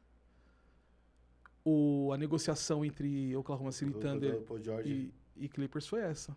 Shai Gilgeous-Alexander e Paul George. Paul George foi para Los Angeles, o Shai foi para Oklahoma. E aí foram vindo outros caras, né? Foram apostando nessa questão de draft. Né? Se desfez desses medalhões, ganharam pique, espaço no salary cap. Quer dizer, tinha dinheiro para contratar, para salário, e pique para draftar. Então é um planejamento a longo prazo. Né? E aí, depois de tantos anos, foi campeão agora. E com essa molecada, que ficou todos esses anos trabalhando. Uma vez ou outra, eles colocavam um veterano lá para ir dando uma... Como posso dizer ali, né? Fazer um acompanhamento, né, de evolução dessa garotada. Nesse meio tempo aí, em que o Thunder estava nesse processo de reconstrução. Chegou um Chris Paul, jogou lá, um Al Horford, né? Eu tava colocando ali sempre tinha um veterano ali para dar uma guiada. Mas aí chegou que eles foram campeões aí com jogadores que eles draftaram ou que fizeram trocas envolvendo esses medalhões que saíram, né? Trocas mais com jogadores considerados mais baixos, né? Mais baixos não de altura, mas na questão de nome dentro da liga, né? E foram campeões. Então, eu usei o exemplo do Thunder para falar de Chicago Bulls, por exemplo, que é um time que, se for campeão, vai ter que trabalhar dessa forma. Fazer um planejamento a médio ou a longo prazo para poder. E qualquer time pode fazer isso. Né? O Houston Rockets fez isso quando se desfez de Harden, de Chris Paul, né? Só que agora eles vão tentar... Só que agora mudou, né? Agora eles trouxeram o Kevin Durant, vão tentar ir buscar um título aí com um nome mais forte, né? Com um jogador mais forte. Mas quem tá nessa pegada é o Orlando Magic, entendeu? Que tá com essa coisa de reconstrução, de fazer um time jovem brilhar. Enfim, então todos têm condições a partir do momento que você faz esse planejamento, né? É a médio... ou é a longo prazo, com relação à reconstrução, ou é a curto prazo, ou é o famoso all-in, que você traz aí quem está no mercado aí de nome grande, quem vai ter contrato expirado, quem não vai fazer extensão com outro clube, com outra franquia, né? O clube é franquia, né? Aí você vai para um all-in, né? Você pega os caras aí, vamos com tudo. Então tem muito disso também, tem essas formas, né? Então todos os times, as 30 equipes da NBA têm condições de ganhar um título a partir de um planejamento. Por isso que eu usei esse exemplo do Thunder. Quando começou a NBA em outubro de 2024, há um ano, você falava que o Thunder e o Indiana Pacers iam ser finalistas? Eu ia falar, eu tava colocando Boston. Boston. Eu já coloquei o Boston. Eu só coloquei o Lakers quando teve aquela caótica troca com o Luka. Aí eu falei, acho que o Lakers vai chegar longe. Acho que o Lakers fizeram isso pra meio que criar rivalidade de novo. A aposta era o Boston. Você só falava outro time, porque um time não joga sozinho uma final, né? Mas era o Boston Celtics. Então obviamente você tinha que falar outro time. Então quem é do outro lado, né? Da Conferência Oeste. Aí você tinha quem ali? Denver Nuggets. Tinha o Minnesota, que tinha sido muito bem. O Dallas, que tinha chegado na final da temporada anterior àquela. Né? O próprio Lakers com o LeBron James é sempre um candidato. Assim como o Golden State Warriors com o Stephen Curry também, né?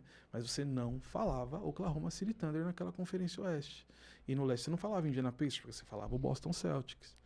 Né? No máximo ali você falava o Milwaukee Bucks, porque agora tem o Lillard jogando contra o Antetokounmpo. Não deu certo.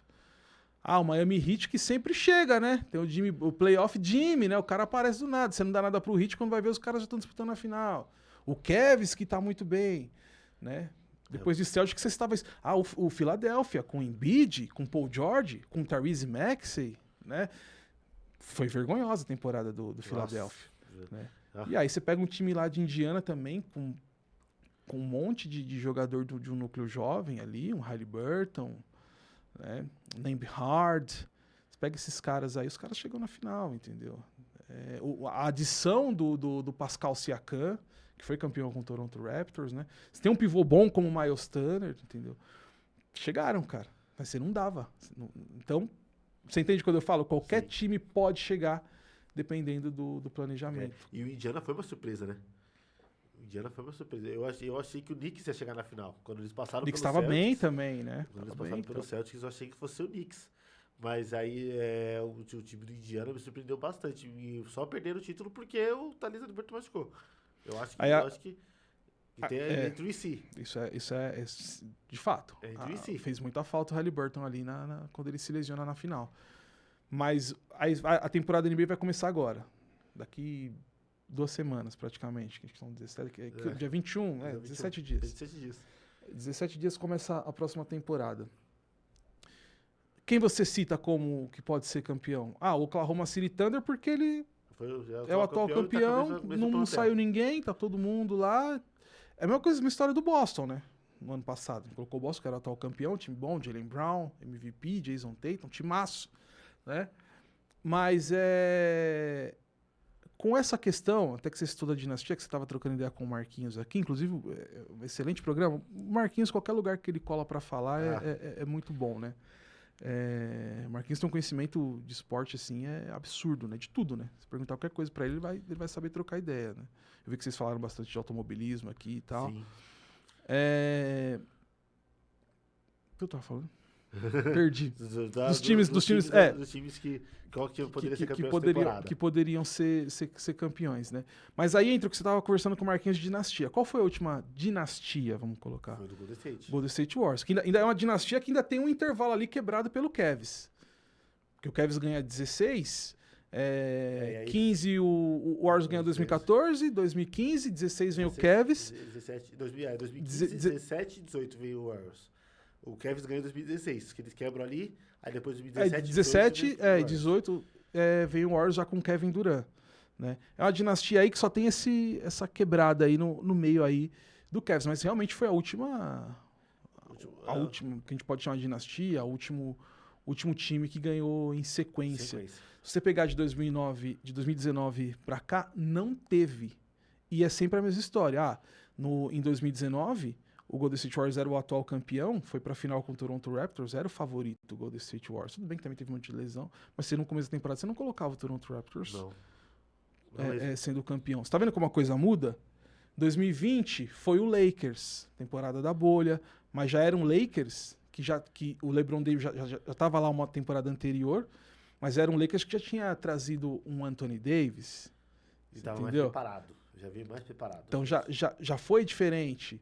Né? 2021 foi o Milwaukee Bucks do Antetokounmpo. O Milwaukee Bucks não ganhava há 50 anos. O último título dos caras foi com o Kareem Abdul-Jabbar e com o Oscar Robertson lá em 71. 50 anos sem título. Você vê como já é diferente também? Sim. Né? 2022 foi o Golden State Warriors de novo. Então depois de quantos anos o Golden State Warriors? Com o mesmo time. Tava lá, o Draymond Green tava lá, o Stephen Curry tava lá. Entendeu?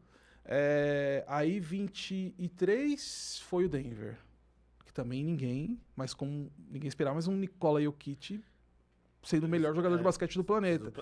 Entendeu? E aí o Boston Celtics, depois de 15 anos, que o último título tinha sido em 2008, com o Doc Rivers, né, de treinador, aquele time que tinha o Paul Pierce, o Kevin Garnett, timaço, né? O Ray Allen, né, Rajon Rondo, Kevin Garnett. Então, quer dizer, depois de 15 anos, né, o Boston Celtics ganha um título. 15 não, 16, né? 2008 para 2024. 14 anos. 14? 2020, foi isso mesmo. Foi 14 anos? 16 anos, né? 16 anos. Então, quer dizer, você vê como uma coisa muda muito. Então, não dá pra você falar em dinastia no momento em que uma equipe pode se planejar para ganhar um título, né?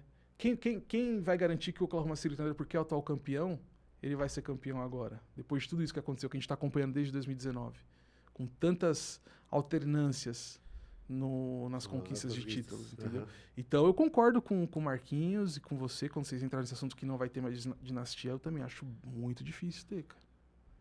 Se o Oklahoma City Thunder quebrar isso, né, voltar a ter as grandes dinastias aí com o time, ele vai ter que talvez passar uma dinastia de 2 anos, né? Talvez seja. Eu não consigo ver um time ganhando 3, fazendo um tripit. Ganhando tripit é muito difícil. Então, se ganhar esse ano, acho que talvez fica aí, porque. É muito difícil. Né? Então, é por isso, assim. É muito difícil dizer. Hoje é muito difícil dizer. Obviamente, você vai palpitar, a gente vai fazer um monte de palpite aqui, vai falar, acho que o campeão vai ser time tal, né? Mas não dá pra cravar, cara. Hoje em dia não dá pra cravar. Você pegar as dinastias. A dinastia do Warriors foi essa última, né? Antes veio o quê? O Heat ganhou 2 vezes, né? Os anos 2000, o Spurs também ganhou bastante títulos. Nos anos 90 teve o Bulls. Alternado, né? Não foi sequencial, mas foi uma década que o Spurs foi muito vitorioso, né? Mas antes você teve o Bulls, né? Vencendo 6 títulos. Você tinha ali aquela transição de 80 para 90 os Bad Boys de Detroit. E anos 80 era só Lakers e Celtics, né? Hoje em dia você vê, né, cara, como é muito, muito diferente. Todo mundo... Você não pode cravar um campeão e muito time tá apto a disputar uma final justamente por isso, porque ninguém imaginava um Indiana Pacers e um Oklahoma City Thunder disputando uma final. É tudo pode ser uma surpresa, sabe? Beleza. Pra gente fechar aqui, Marcílio, é possível que, por exemplo, eu queria continuar nessa parte do Bulls ainda, porque é um time que eu gosto bastante. O Bulls é tipo o Santos, pra mim.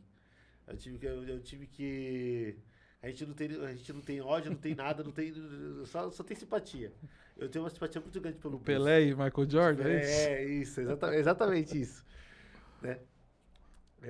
Mas o Bulls é um time que errou muito nesses últimos anos. Errou bastante nesses últimos anos. Cara, por que eles erraram tanto nesses últimos anos? Acho que é justamente isso que a gente estava falando, né? A questão do planejamento. Você começa com uma ideia de reconstruir, né? O Chicago Bulls, a última onde ele esteve mais perto de ganhar o título foi com o Derrick Rose. Que é a temporada que ele é MVP, o Bulls chega na final de conferência e tal. Acaba não vencendo. Eu acho que, na minha opinião, eles mereciam esse ano. Eles mereciam. O Derrick Rose jogando muito, o time tinha Joaquim Noah, né? Era um time muito bom. Muito massa. Né? Treinados pelo o Thibodeau, que era técnico do Knicks, né? Aí até a última temporada. Foi a última vez que o Bulls chegou perto de um título, né? Depois foram ali as tentativas de formar, ou de reconstruir, ou de ir para um all-in, sem ter uma convicção exata do que queria. Para mim, o Bulls passou isso, que não tinha convicção do que queria. Não sei se eu começo a reconstruir aqui e fico 4 anos aí juntando jogador de draft, ou se eu faço um all-in. Isso aconteceu, a todo momento estava acontecendo. Tinha temporada que você não sabia se o time estava na reconstrução, porque saía todo mundo da temporada anterior, começava um time totalmente novo na temporada seguinte. Aí na outra eles já fechavam um pacotão de jogador para ir para as cabeças, entendeu? Você nunca sabe. O Bulls está reconstruindo, ele vai reconstruir ou ele vai para as cabeças, né? Então nada deu certo. Acho que por uma questão disso, assim, essa falta de convicção do que realmente queria, né? Eu acho que agora é o momento, assim, tipo, de realmente assumir, assim, tipo, a gente vai reconstruir aqui. Vamos ficar aí, já tá tanto tempo, né? Vamos ficar aí uns 5 anos aí, sem ganhar, mas vamos focar mesmo, vamos reconstruir de verdade, né? Vamos trabalhar isso aqui. Acho que é isso que falta pro Bulls, cara. Convicção no que quer ali, no que quer fazer, sabe? Porque não vai adiantar nada. Não tem nenhum nome de peso ali. Você tem o Vucevic ainda que tá lá, ok. Né? Mas o resto são jogadores que vêm ou do draft ou de jogadores que, como a gente brincou, né? Refúgio de outros times aí, né? Ou uns caras que vêm da D-League que você nem sabe quem é, né? Aí você pega assim, esse time do Bulls que totalmente inferior a outros, não vai entrar para ganhar título, talvez nem pegue play-in, né? Então você imagina, então os caras aqui a gente já sabe que não vai ganhar título, então vão começar a reconstruir aqui, né?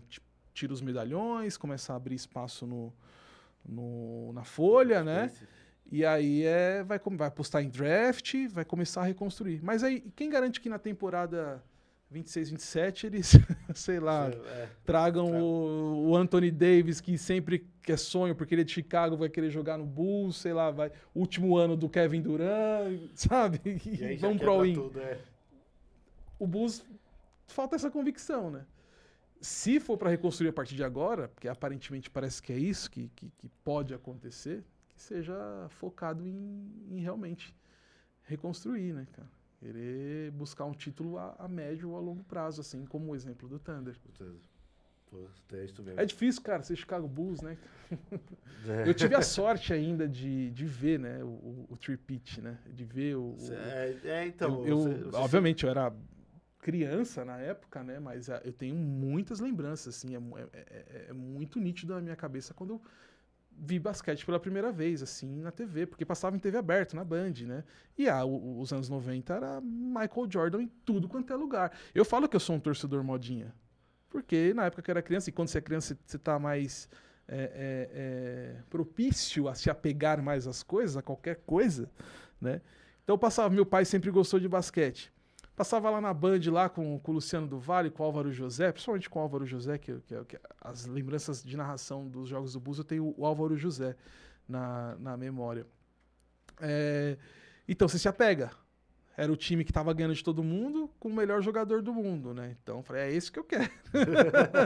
Né? Então, eu vi isso no meio... Eu não vi os 3 primeiros, obviamente, mas o segundo three-peat, os 3 títulos depois ali, né?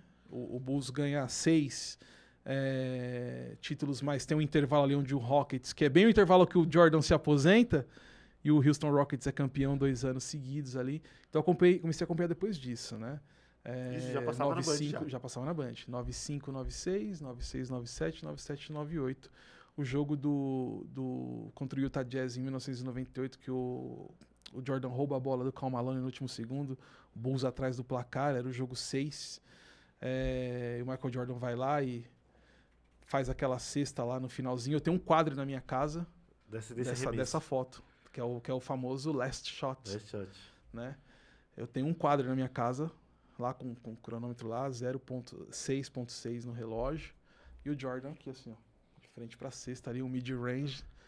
Tem um quadro na minha casa dessa imagem, que é muito vivo na minha memória. Então eu acompanhei isso, né? O segundo three-peat. Eu tava falando de narrador, né? Eu lembro muito bem porque, além de passar na Band, era acessível pra gente. E assim, né? Família humilde, né?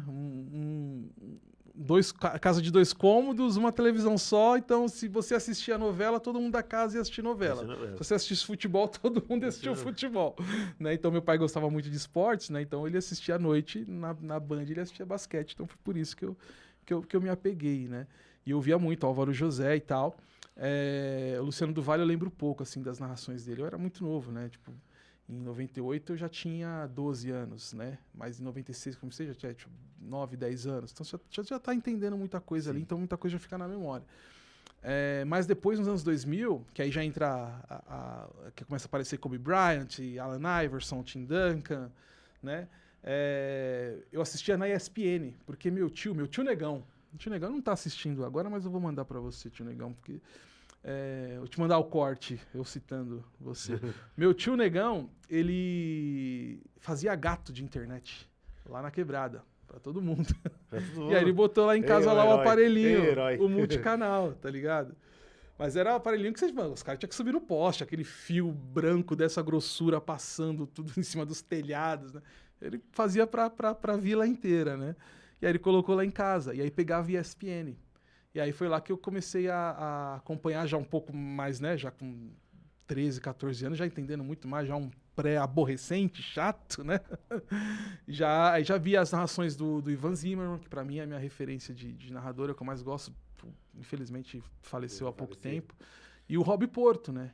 Que ficou muitos anos no Sport TV, agora tá no Prime, mas era daquela época ali, início dos anos 2000, da narradores de basquete da ESPN, que eu tinha acesso por conta do aparelhinho lá, o multicanal, que pegavam vários canais, né? Então é marcado por isso, né? Então eu tive a oportunidade de ver NBA assim, acompanhar desde cedo, quando criança, porque meu pai assistia, e depois já adolescente, porque meu tio fez o gato lá, o Gato Net lá, e eu conseguia assistir. E aí na voz desses caras, Rob Porto e Ivan Zimmerman, que são os narradores que eu mais gosto. Assim como fã de basquete, né? Eu gosto dos narradores com quem eu já trabalhei também, sempre falo, né? Mas como fã ali, né? Ivan Zimmerman e Rob Porto são os caras, assim, que me marcaram, assim, como fã de basquete, né? Da hora. Beleza, Marcílio? É isso, acabou? É isso. Tô falando pra caramba. Vou te agradecer por ter vindo aqui hoje. Mano, obrigado. Deu certo aí, gente. É isso aí, fica com... mas tem alguma mensagem? Tem alguma coisa pra falar? Não, eu quero agradecer você, cara. Agradecer pelo convite, porque é importante ver você aí com o podcast, né? Retomando aí. Já trouxe o mestre Marquinhos aqui. Espero que você traga mais gente aí pra conversar, né? É um espaço importante, né? Eu falo importante pra nossa gente também, você tá ligado? Sim. Né? Você tem um podcast, você é um apresentador negro, entendeu? Você está trazendo pessoas negras para isso, é muito importante. Então, toda a força aí. Você está aqui com o pessoal da Rec Stories aqui desde aquela época também. Então, força aí para vocês, meu, para continuar e traga mais gente. Aí, cara, parabéns, mano. É isso, mano. É marcha, mano. Beleza, marcha. Vamos que vamos. E obrigado também, né? Olha, eu falando mais ainda, porque eu sou um cara que, tipo, não sou na questão musical, né? Não tenho um perfil bombado no TikTok. Eu não sou o cara que tá produzindo conteúdo a milhão aí, não tenho seguidores, não sou famoso. Mas o foco do podcast é esse, é dar espaço.